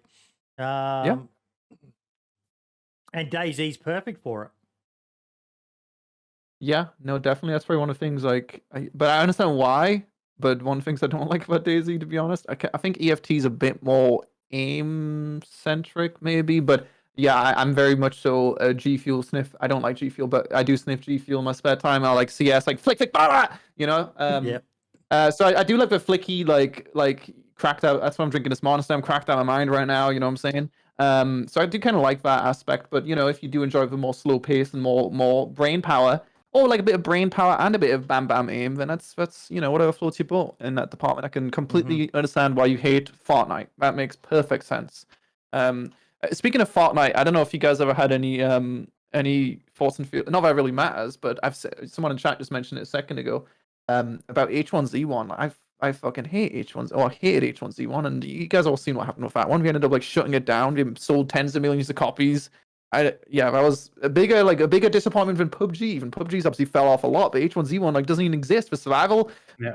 Side of things. The DayZ killer that was shut down, and then the fucking battle royale thing was like the thing that was the biggest part of it for a second there. You get good luck looking at stream shots in H1Z1. You're gonna have a fucking good time on that one. Yeah. No, it was more. You keep on saying PUBG's fallen off, but it's still up It's there. very popular. Yes, it's very popular. I'm assuming primarily in Asia or something, because like you said, you struggle to find games in Australia. I don't know if Marx has ever played it, but yeah, I've played in NA and EU. It doesn't take, with popular battle royale games, even like 100,000 players, you'd think it'd be like, bam, you're in a lobby. No, it takes like a few minutes until you're in a full lobby, which really sucks. Even if you're playing like every map queue, like most popular game mode. Play first person. Exactly. They're nearly impossible to find a game. Yeah, so that sucks. But yeah, no, it's definitely got a lot of players. Just at one point, it's good to look on like SteamDB and stuff like that with past stats. But PUBG was up to 3 million concurrents a day, I believe it was. So 123,000 is amazing. Number 3 game on Steam. It's incredible. That Apex Legends. Look at it. Yeah, CS:GO. We love CS:GO. But yeah, no, it's definitely fallen off a lot. But H1Z1 went from, I believe, like 150,000 concurrents to now probably less than 1,000. So that game's definitely like completely dead. Whereas PUBG still has some hope, and I think they're making some kind of PUBG 2 or something, maybe. I don't know. So that'll maybe appeal to you. I know the mobile version of PUBG is massive. Oh yeah, yeah, absolutely. And it has, especially in Asia. Yeah, and in all those countries with like Android phones and all that kind of shit, and there's like a whole YouTube section of people like just fucking people up on those games. But PUBG on mobile, which is one of the things which I hate about PUBG, I just realized the other day.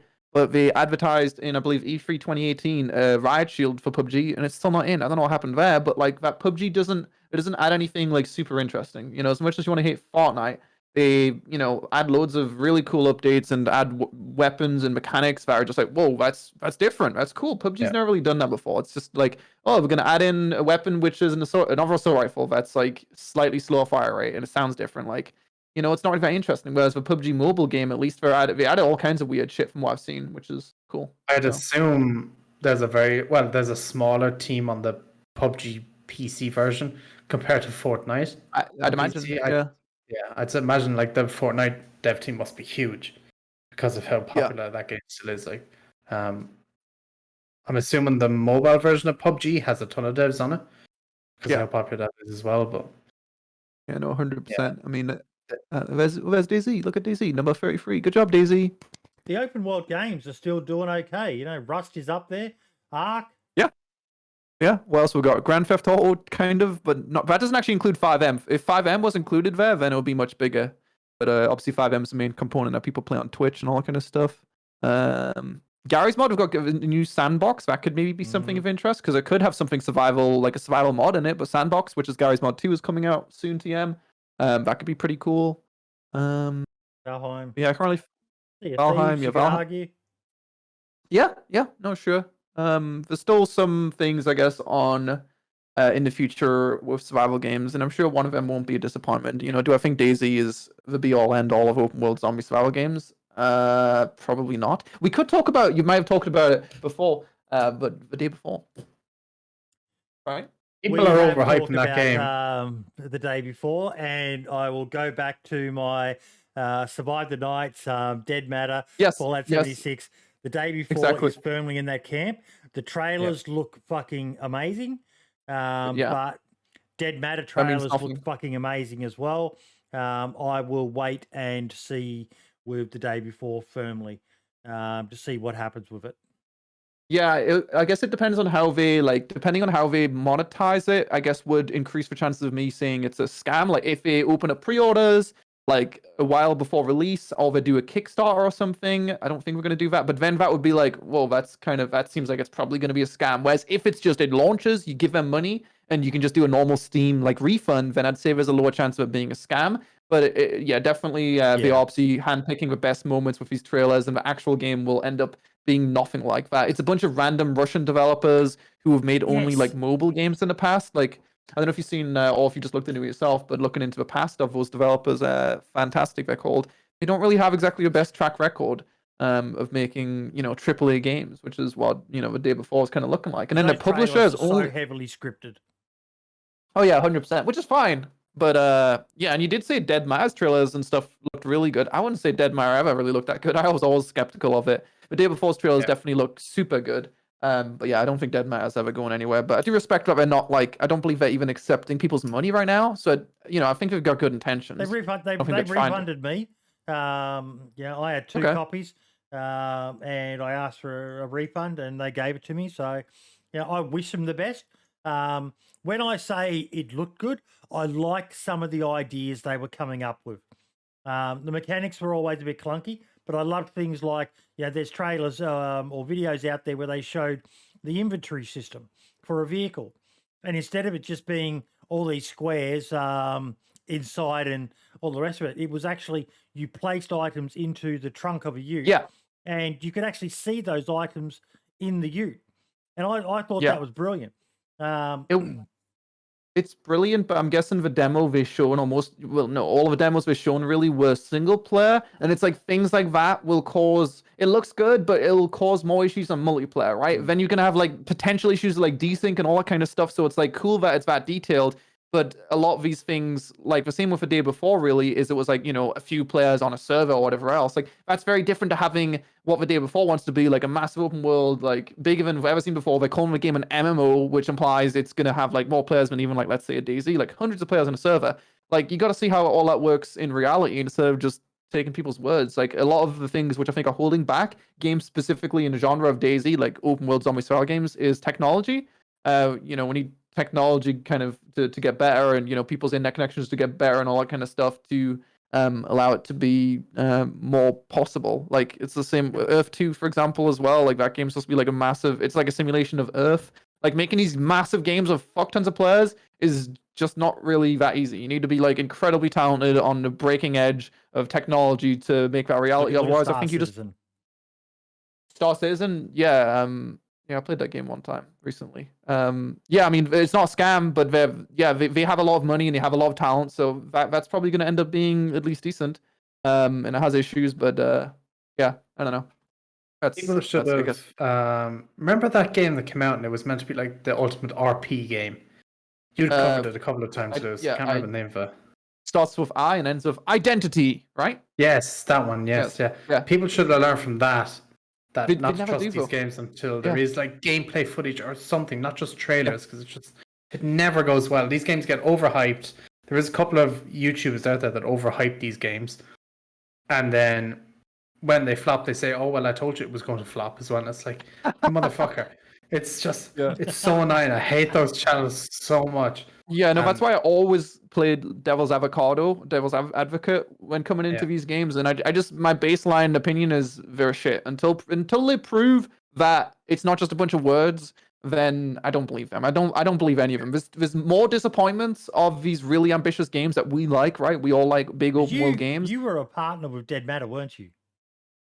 Technically, I'm still in the Dead Matter partner Discord, yeah. Because you did some videos on it where they let you run around in that little tiny compound and the shooting range, yes. Yeah. Uh-huh. Yeah. I mean, I don't think I actually ended up uploading a video of a shooting range, but it was, the animations and shit were nice, but I played the open world thing, which is like NDA'd, and it's just, I can't talk about it because it's NDA or whatever. I even DM'd the community manager. I was like, yo, can I stream it? I've seen a bunch of people or make a YouTube video on it. I've seen a bunch of people making YouTube videos on it, like small YouTubers making videos on it that I've got permission, and they just ignored me, which is fine because I'd shit on it. But yeah, no, the actual like core open world game is just like it's got a plethora of issues, you know, flying through the map and desync and just it's just kind of shit. Yeah, DayZ's better. We love DayZ. Woo, go Dean. But back to the 1.13 experimental patch, the one that the thing that stood out the most to me, and this would be good to get an OG's perspective on. Where is it? Where is it? It is no longer possible to drink or force feed disinfectant or alcohol tincture.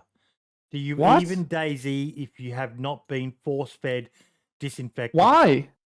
Wait, I don't know. The best thing I've heard is someone said maybe they're reworking the poisoning side of it, but why remove it before a rework is ready? That doesn't make it. Yeah, no, it doesn't make any sense because it just makes for interesting opportunities. It helps role play scenarios and all that kind of stuff. There's got to be some kind of reason they're removing it, like you said, like some kind of rework, even though it doesn't make any sense to remove it for sure. Like that was like one of the best things about DayZ back in the day was the idea of just finding someone, knocking them out, tying them up, and then being a bitch to them, you know, and then they combat log and then they die. It's funny as fuck. Like, yeah, no, that sucks. I didn't. It doesn't make any sense. Chat's pointing out you'll still be able to force feed them petrol, so you're just gonna have to carry around a water bottle filled with petrol. Yeah, or you can say, "Here, buddy, have some water," and then it's not water, it's petrol. But yeah. Or you can give them see one funny comment. Even DayZ are telling us not to drive the vehicles now. 25% fewer vehicle parts. Yeah. Was there too many? Or was it? No, there was like none. Oh, really? Yeah. Just like removed them all, yeah. Yeah, I've never really done too much vehicle stuff, but obviously, you know, DayZ and vehicles. Did you guys see? Put on more. Did you guys see? I tweeted out, and I think Erno tweeted out as well. It was like a clip from Reddit of some console gameplay with vehicles where we're in like a shed and we just like flew. Yes. Yeah, that was. Did you see that, Boydie? Yeah, that was a good one. I haven't seen that. So, check it out on my Twitter. It's hilarious. You'll enjoy it. It's like literally one of my top Twitter posts because I don't use Twitter at all. But yeah, no, that was good. I don't know what that second one was. Like, PsiSyn, big fan. Yeah, just scroll down just a bit more. Fuck that. There's Frankie. Bit more, and that's it right there. Yeah, watch that one. It's good. It's so bad. This. It's so good.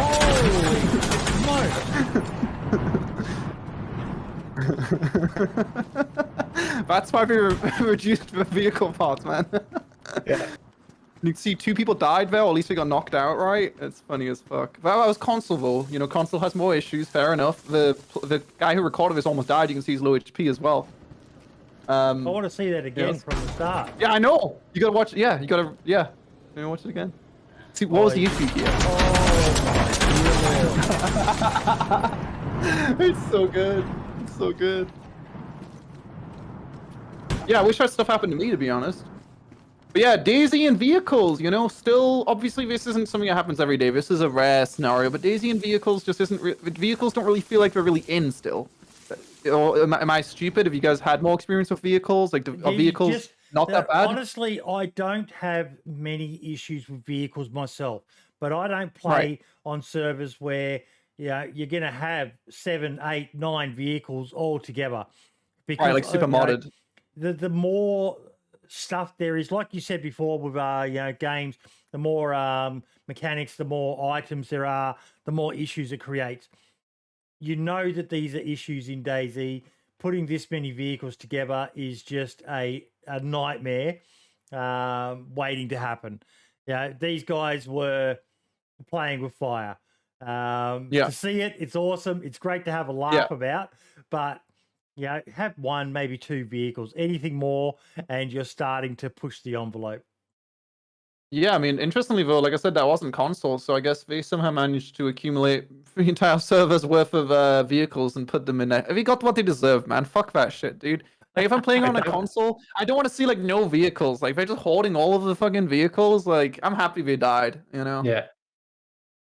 And that'll be the ones complaining to DayZ going, fix your games. It's broken. Sorry, if you want vehicles, play armor free. Is that like a stupid take? It is, right? Like, I don't understand. 3 vehicles not as bad. Well, they don't really have they don't have as many issues, but there's obviously, you know, a bunch of different vehicle types. But I don't know. I don't think yeah, you're implying like that DayZ players don't want vehicles. Like obviously we do. We want something to work towards, right? Vehicles are one of the few things you can work towards in DayZ. Like, of course, you guys want good vehicles. Like, there's all kinds of cool things you could do with them. And regardless of even when the vehicles do work, I don't know if you guys like hate like changing gears and all that kind of shit, and like getting in and like putting the seat backwards. I don't know. I just hate the vehicles. I understand it's like realistic, but I don't like anything about the vehicles, to be honest. So. I don't That's mind okay. them, but at the same time, I know exactly where you're coming from. Like with the Arta, and you've got to roll and you stand there for fucking half an hour trying to bloody find the one point on the chair to look at to get the seat to slide forward, and Yeah. it's just it gets a bit frustrating. At least with the Saka and the sedan and that, you can just easily get in. But the Arta, out, I like the Arta. It's not a bad vehicle, but the Gunter is probably my favourite, and at least that's not such a big issue. The thing I do hate the most though is you walk up to it, you tap in the F, so you hold F down a little bit longer. The next thing you got the fucking door in your hands, and for fuck's sakes, they are quite clunky and difficult to work with. But yeah, I'd imagine that's even worse on console as well. Like, and being struggling to find the seat point on console, you probably end up just picking up the door like 10 times. Yeah, but yeah, the console players are happy, like I said, but also question not from happy. chat for you, Lewis. What is your favorite city on the map of Cherno? Oh my god. But I haven't for a second there, I did like when he added it before 1.0, Svetlogorsk, whatever the fuck it's called, northeast, north of Berezino, right? Is that what it's called? Svetler? Am I making up a city? Do you guys know what I mean? Yeah, another one. Yeah, that one. Yeah. I like a lot of the northern cities, a lot of the like brand new cities. I like a lot because they weren't at all in there in Arma 2. But the issue is no one really goes to them because there's no real reason to go to them, right? Yes. So I like those cities quite a lot. But as a whole, I would say I hate all of them really because they feel copied and like obviously to a certain degree, but kind of copied and pasted. And it's not really like, oh, this city has, I don't know, like a massive, I don't know, like football pitch, like an arena. Like it's not like any of them have anything that's like completely unique to those cities. For the most part, every city has the same things in it. A police station, a school, maybe. That's something I've always wanted with DayZ is more like points of interest. Really, I do feel like there isn't really that many, which I is a hardly bit. spend any time in Cherno now, but even I remember back in the original Standalone, and it was obviously in the mod as well. But Cherno was the go-to for PvP. You had triple yellow and blue square, the two big towers, and everyone would battle for control of them. And then you'd have the snipers in the apartments up on the hills shooting down on top of them. You bang on the money with there's not a lot of unique things about certain locations on the map. It's pretty much just military points, civilian, and hunting. I don't think it'd be.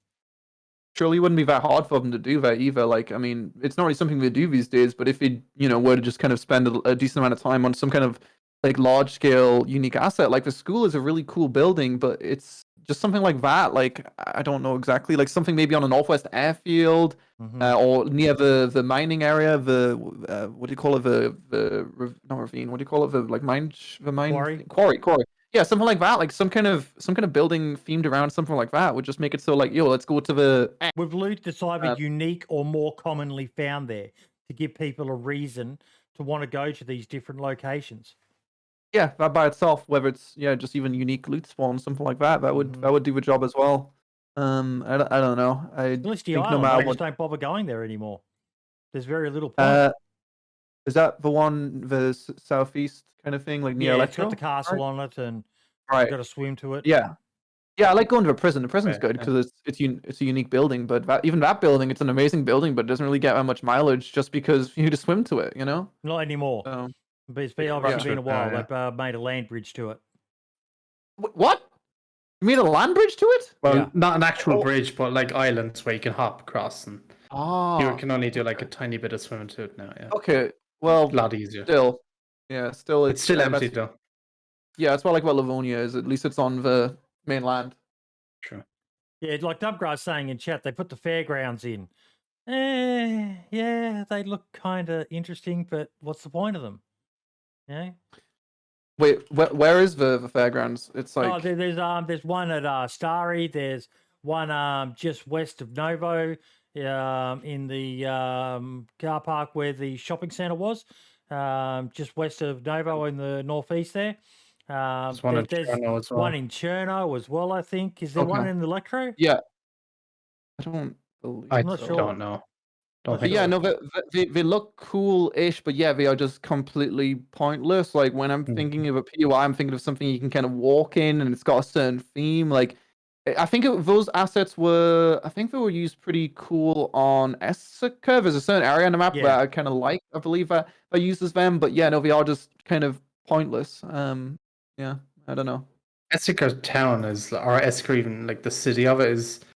That's how you kind of make a Yeah. map or a city for PvP, because you have the apartments which actually spawn loot, which is number All one, those and little then if you alleyways get and yeah, and Yeah. if you get on the apartments at one side of the city, you can look straight to the other side of the city and snipe as well, and it's just a better flow, and it just I don't know, it just works better.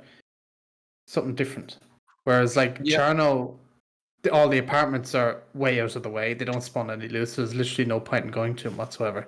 But at the same time, I think one of the reasons why maybe they haven't done that with Chernarus or Livonia or making another map is because Essica kind of goes, at least I might be wrong on this one, but it goes pretty hard on the object density, and that does have an impact on performance. So one of the reasons they might not be doing that, which people will be in denial of or whatever, is maybe because it's also on consoles and would be something which would really suck to even have with next gen consoles falling below 60 FPS, which might happen, might not happen with this level of density, because Yeah. Essica does run pretty badly. It's Yeah, definitely it worth. does. I take the density for the FPS loss, but yeah, I'm sure they would have more detail if we could, maybe. I always said Cherno needed a nuclear reactor somewhere on the map. Yeah, I remember there was some R3 Exile maps that had areas just like that, which would be super cool. Yeah, Mm-hmm. yeah, that's why like Stalker Z is something. I mean, I understand it's a roleplay mod, but the what do you call it? The exclusion zone map is really cool. Having all like entirely custom buildings. I don't know if you guys have ever spent any time like just flying around it with like the DayZ editor or whatever else, but it's really cool to see a map with entirely custom buildings. It's something you don't really see elsewise. So Mini DayZ 2 finally got the full release. Have you ever played it, Si?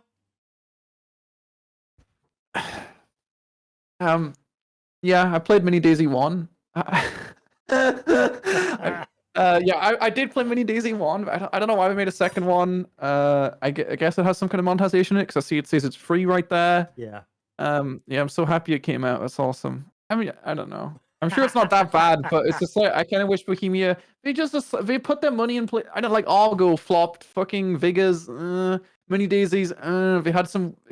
I don't know. Bohemia are just I don't know what the fuck they're doing. For a weird game company, but sometimes they make amazing games. So we're just hoping they eventually make another amazing game, right? Look, I think don't know. this is just one that they acquired. Someone made it as a fan project, and they took it in under their umbrella. I don't think it's taking away from any of the other assets. Because I remember Mini DayZ. I remember the DayZ was like saying like, oh yeah, you'll be able to the Mini DayZ like hype. People like you'll be able to experience DayZ Chernarus from a new perspective. They said, and people were like, whoa, that sounds awesome. And like, it's Mini DayZ. So I'd have to look into it a bit more. Maybe I hope so. But Bohemia are at least spending some time and money on this. That's all I know. Whether it's a lot or a little, I don't really know. But look, from a business perspective, it's smart for remarks. Mobile gaming, as you said, like with PUBG Mobile, it's massive. So they're just trying to tap into it. I guess I would have preferred if that money went to the actual DayZ and finish that first before we start looking at mobile versions of the game. But if it makes big bucks, and then they can put those big bucks in places that we love, then that's okay. But only time will tell if we actually do that, I guess. But yeah, Armor 4. Yep, when that comes out in 2025 or whatever. Cool. Yep. Now, this is one that I'm interested in both of your thoughts on it. Musty Chapstick. I hate that as soon as the new DayZ patch comes out, some folks go balls deep data mining the files and then spew it all over the place. Can we not have surprises in the game anymore? And there were a Um, lot of people who liked this tweet. Yeah. I mean, maybe my POV on this one's a bit stupid, but like, I don't know, if you don't want to see the data mine stuff, don't follow people on Twitter who are Yeah. gonna data mine it, I guess, and don't look at Reddit. Like, Kind people of are where always I gonna do feel. that. Yeah, people are always gonna do that. Like, it's just how it is. It's gonna happen with many of these games that have updates. People will data mine them. There's no real way to stop people from data mining it unless it's there's no avoiding it. Just fucking close your eyes, dude. I don't know. Just close your eyes. You're Yeah. 100% on the money. And Inclement Dab replied, I understand your perspective, but it's generally the modder's job to know everything in the patch. If we get excited about stuff, we obviously want to share it, and we can't wait until every individual person has found it before doing so, if that makes sense. Helkiana as well, another respected modder. Don't think looking at the code is data mining. Most modders have to look at all the changes because it could impact our mods, even though devs try not to. You have to understand our perspective too. Yeah. Like, it sucks to have something ruined for you, but there's really, like, there's no avoiding that, really. People are going to share something if it's exciting, you know? If you see New something that's movie really comes exciting. out, avoid Twitter. New episode of your favorite show comes out, avoid Twitter. It's basic rules. It sucks when something gets spoiled for you. I had the EVR spoiled for me, but it was my own fault. I clicked on the link. Yeah, it does suck, but it's you're not gonna. People aren't gonna be like, oh, okay, I'll stop data mining. I'm so sorry. Like, it's not gonna change anything. Like, I don't know. What was he expecting to be the big surprise when they put 90% of everything in the patch notes anyway? That's a good. I guess he doesn't read the patch notes either or something. I don't know. It's such a stupid tweet. It just doesn't make sense. I don't understand it personally, but hot take. You're gonna be the fucking cancelled person this week, Marks. Yeah, I can't Fine believe by that. That was mean, man. That was fucked up, dude. I can't believe you said that. Super fucked. I didn't say that.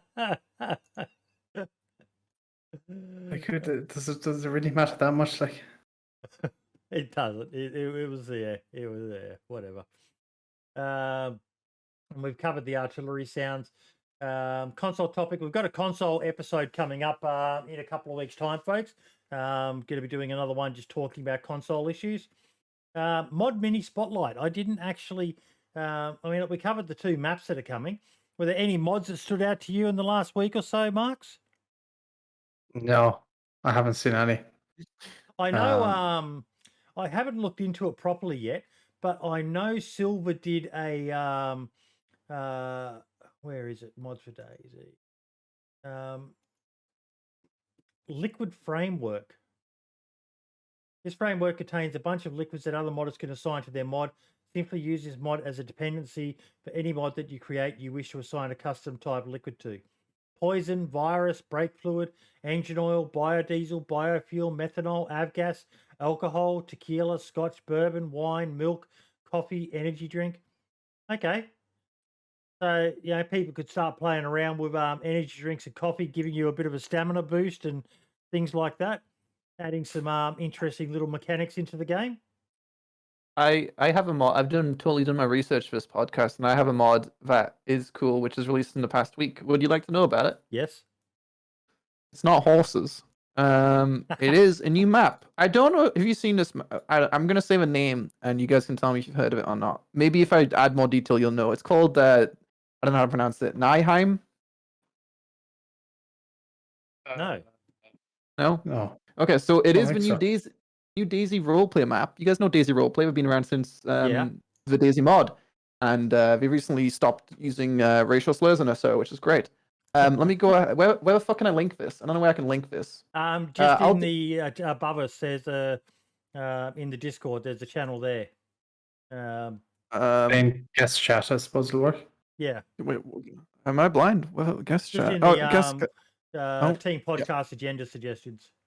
Yeah, there you go. I put it in the guest chat and guests if you want to look at that. It actually looks really cool. It's green. It is a green map, but it's a cool trailer. And I think there's some things which, from what you said earlier, I think it has one side, if I'm not mistaken. Is it a private map? Just for DayZ? It's for the DayZ roleplay community, yes. But so that sucks. Well, actually, I don't. Maybe it isn't. But all I know is the server's full. So that's good. And I think the map looks pretty good. It's not just green, and it's got I think it has some kind of nuclear area in it. You can see there's some custom assets, or at least custom textures on those walls right there. I like the look of it Yeah, already. there's the nuclear area, right? That's what you were talking about before, Mark.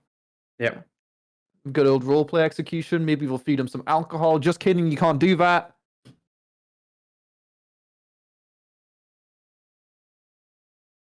He's cutting down a tree. It's Minecraft. His legs are broken. It's DayZ.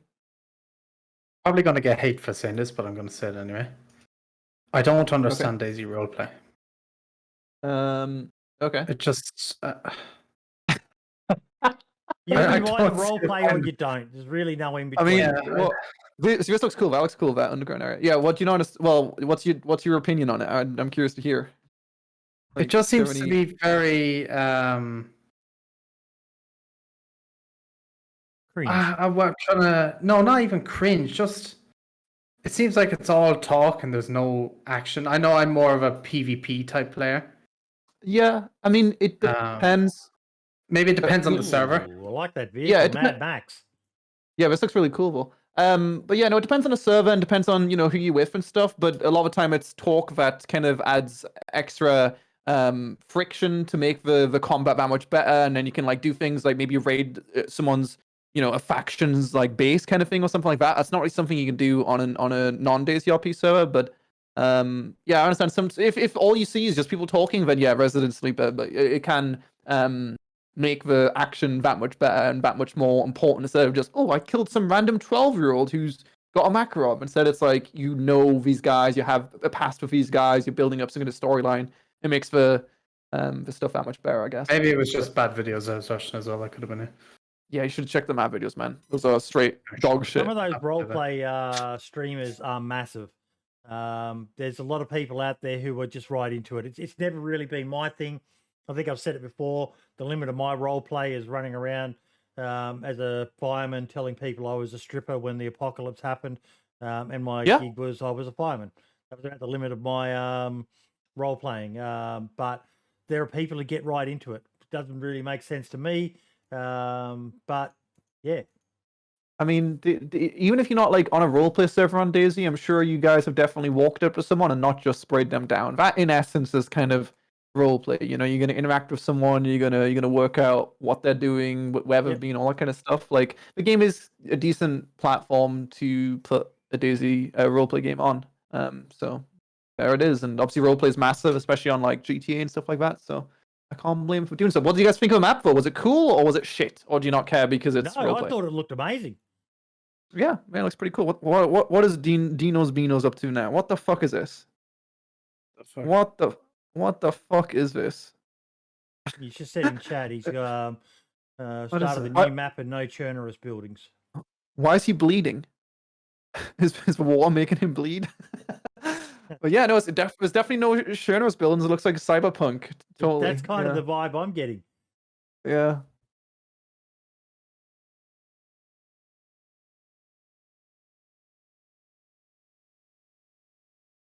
It looks good, man. Keep it up. Wherever you found these assets, I love them. Wow. Anything that's different, I'm a fan of. Because it keeps the game a bit fresh. You can go and play something else, and you'll always end up back on Chernarus again. But anything that can spice it up a bit in between, why not? Why the fuck not? Yeah, no, that's probably why I don't play DayZ that much, is because I don't end up back on Chernarus. I just come to DayZ when there's a new map, and then I leave it again. So, play Namalsk, play Essica for a bit, and then I haven't played it in like 2 weeks now. So Blade Runner themed is saying it is. Okay. Yeah, that makes sense, I guess. Yeah, I do like to always check out the workshop though. There's always like even like semi-decent mods in the past week, in the past 3 months, whatever else. Yeah. Like, I mean, I know the one which you and Erno said was the one where you fucking guns, like, it's like fucking DayZ before 1.0. I don't know about that one still, but I haven't used it, so maybe I just need to use it first. I guess that was kind of recent. Cool. Kind of recent, yeah. What else have we got? Content creator mini spotlight. I've actually started doing something that I haven't done in a while, and that started watching some of the bigger, longer DayZ videos. I saw a tweet about JLK's latest video and that intro. And I thought, let me check it out. You know, usually the 40, 60-minute videos haven't really been interesting me that much, but there's a lot of work that goes into some of these videos. And we've also got Erno's just shared a video in the 2 hours. chat as well. And it's taken me back a bit to, you know, that golden age of DayZ when you had Mr. Blackout's series and you know, Frankie's series as well. These long saga videos where, I've never watched. See, that's the thing. You guys don't get roleplay. Well, sorry, I do get it, but I've never watched a Frankie video. I try to watch a JLK video. I don't really watch gaming content that much, but like even if it's a 50-minute long video and it's got tons of editing, like that's awesome. And I'm sure if you love DayZ, then that's great. But yeah, I can't watch. I like watching videos like Mark's videos where they're short and they're like, this is a new thing. I can watch that, right? But if it's like a fucking story about how a bandit like fucked his mum, I can't be fucked. I still say Minder is on the winner, and more people need to be doing his let me bring it up. Okay. No, this is I think it's Minder Plays. He's got 2 channels? Yeah, he's got a short little Got a shorts channel basically. Yeah. If you go on his channel, it's probably in the recommended channels. Maybe that's the easiest way to find it. I don't know, if you click on his channel and click on the channels button at the top, like you have a channels button right there in the middle. Is that one out of context minded? No, that's his Oh, there's another channel. He's got 3 channels. No, that's it. I think. This is it. Yeah, they're just short little, less than a minute videos. Right. No, someone catch some of the weird, funny moments of DayZ. Yeah, someone recommended me to do the exact same thing yesterday, like a Minecraft streamer. I know, like he said, he started making these really short videos, and they're really easy to make, and they get fuck tons of views. That's essentially kind of what my MLG videos were, whether they were like 1 minute, like just clips of a funny or an epic moment. So I guess I did used to do that, but yeah, as a whole, making a new YouTube channel does seem to be a good way to like make the YouTube algorithm suck you off. They love new YouTube channels. It's like when you make a TikTok, you know, you're gonna get like extra views. That way you think like, oh my god, I'm famous. So it's kind of the same thing, except you know they're real people that watch the videos. So I've never watched any of those, but those would be more consumable for me. I could definitely watch a 30-second clip of mine falling off of a tightrope. Yeah, I could watch that. Yeah. And I see TRMZ's doing little clips like that. We'll see more and more of it. Just as attention spans, you know, get shorter and shorter. People just like those little bite-sized pieces of entertainment. But you know, if I'm sitting outside for an hour or so, I'm going to try to make the effort to click on a JLK or an Erno or you know these other guys who are doing these big, long effort videos and trying to appreciate them for what they are. Yeah. Heck yeah. DayZ Twitter Watch. They were active this week, weren't they, Marks? Yeah, with the update. Yeah, they were a bit more active than usual, but mainly all update stuff. Yeah, we like to keep an eye on the DayZ Twitter account, Lewis. We just for a while there they were really active and a lot of burns and some funny stuff, but now they seem to be doing a pretty good balance of just retweeting stuff. I know they shared a video of a bloke who got killed by the Running Man or the Running Man's partner on a stream, and he did a video showing both perspectives of it. It's just good to see them sharing a bit of content and being a bit more active in the community. Yeah, that's always good. Like we were saying before, having an active community, event, stuff to look forward to, and just sharing it all together makes it feel more of a home, so that's good. Yep. It's just not my home. My home's Armor. I love Armor. It's so good. You need to get on the Armor podcast, mate. There's an Armor podcast? No, I didn't know that. I'll try to find the link and send it through to you. Okay. Back to back podcast. No, man, I'm going to stay. The one podcast I ever was on was yours, and that's it. This is my one time. We popped one cherry. Amazing time. Yep. and now it hurt, and I'm bleeding. Help! Oh God. Oh, Sorry. God. There's the Sorry. line. Yeah. Whoops. Sorry. Now we've got an announcement to make, folks. We asked for modders to submit applications to become the third co-host on the show. When we started off, we pretty much from the get-go have always had 3 co-hosts. We're down to 2 because I just seem to scare everyone away with my sexy face. Mark seems to be in for the long haul though. He must have a bit of a thing for me. You like that Aussie accent, don't you, mate? I'm blind, so I can't see. Can't see that face. Wear glasses for a reason. Um, That's a good one. I like that one. Best joke some- of a podcast. we had some Thank you. really good applications, and we ended up voting in it as a team. The people who applied: Big Grandpa, OG Levant, That Lad, Dumpgra, Iceblade. I hope I haven't missed anyone. I think that was it. I vote OG Levin because I recognize his name. I don't know why, but that's who I vote for. Well, Not it bad, was Kaz. very, very Good pass. close. We had a long discussion about it, and the person who will be joining us as the third co-host to help us, because the reason we did it, Si, was, Marks and I, we've got a basic understanding of modding, but a lot we do talk about modding a lot, and we get a lot of modders on the show, but we're plebs basically when it comes to Right. it.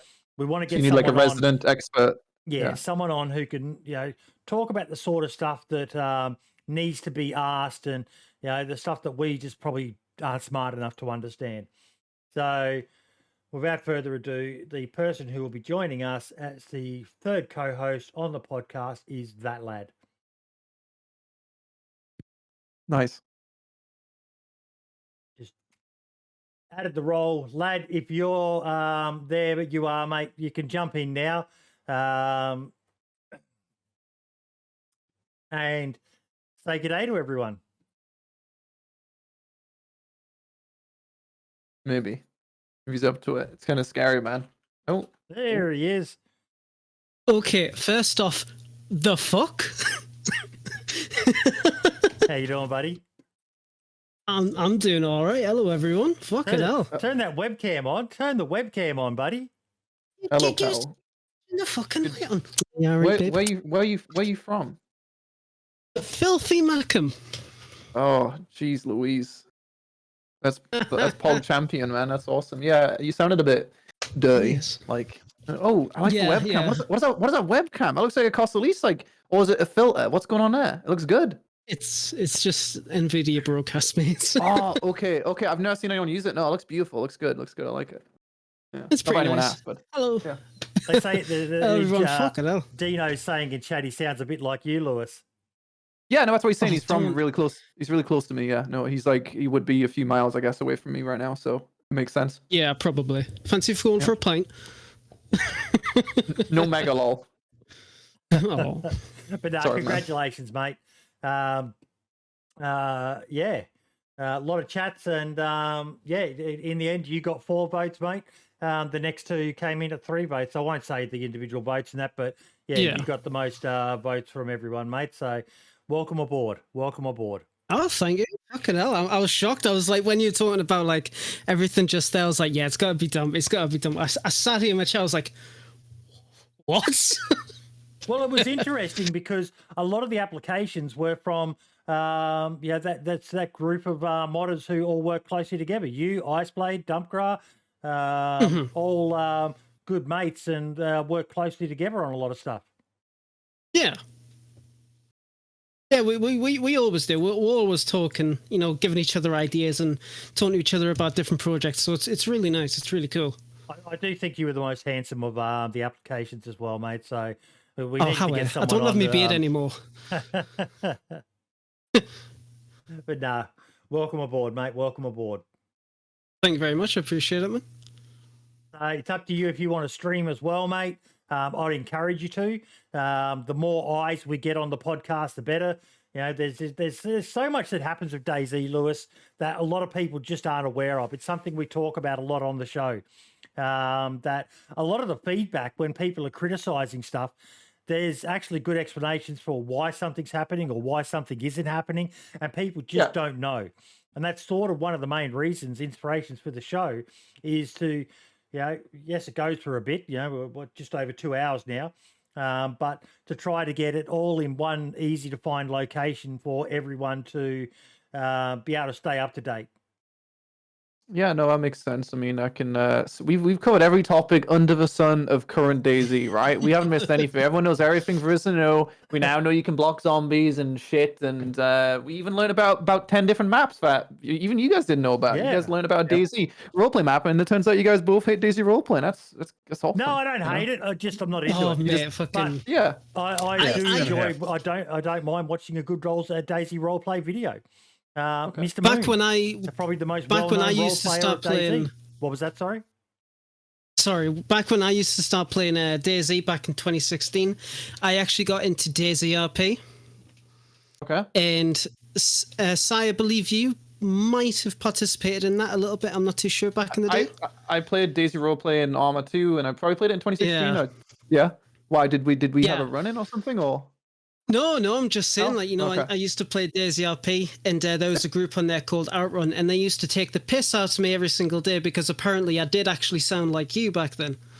Oh my god. Yeah, no, I definitely have been bullied many a time. I used to be called a chubby C word. See you next Tuesday. But people so I used to get bullied a lot. I don't know, but now, because they used to be allowed like racism and homophobic slurs on DayZ roleplay, but they recently, like a few months ago, made it so you can't do that anymore. So I think the bullying's probably slightly lower now. So that's good. That's good. Yeah, I'm still not going back to that place. Fuck that. Okay, bully too much. That's fair enough. Understandable. Yeah, I'm a snowflake. What can I say? No, but no, it's just not for me anymore. But yeah, fair enough. Guys, thank you so much. Lad, welcome aboard, mate. Looking forward to the future. Dino's saying we just need a resident console guy now and everything is covered. Maybe that's something we talk about. Maybe that is something we need to talk about, because it is kind of hard. DayZ, whether you agree with it or not, is a console game now, and it probably is worth looking at, actually. We'll have a chat about that as an admin team behind the podcast in the future. But Lewis, thank you so much for coming on, mate. I really do. Thanks for having me, man. It's been a pleasure. My first and last podcast, DayZ podcast, #1 podcast for DayZ podcast, the best podcast in DayZ, undoubtedly. I don't know any other ones, but probably is that one. Yeah. Thanks for having me. There is another one done by a bunch of the young guys, but they've only done one episode so far, and I shouted it out because it was great listening to it. Part of the reason why I did this is there has been DayZ podcasts in the past, but they both finished up. And I just love talking about DayZ. It's a great game. Yeah. It's got issues, but what doesn't have issues? So, it's just nice to talk about DayZ with people who love and hate at the same time. You can love and hate something at the same time, folks. We all have that love-hate relationship with this game. Mm-hmm. Sure do. So next week's guests, it's a players episode. We've got Dr. V93 and Red Freedom coming on to talk DayZ with us. So every month, Lewis, we do an episode where we don't just get modders on or content creators or devs on like yourself, or content creators like yourself and that on.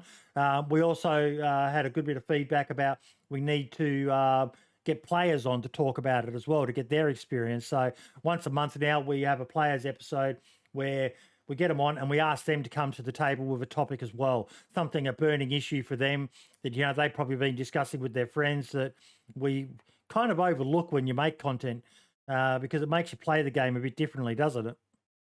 Yeah. Brilliant. Oh God, yeah. Okay, folks. Thank you all so much. Mark's good to have you again as always, buddy. Always good to be here. Lad, see you next week. And Lewis, are you continuing streaming, mate?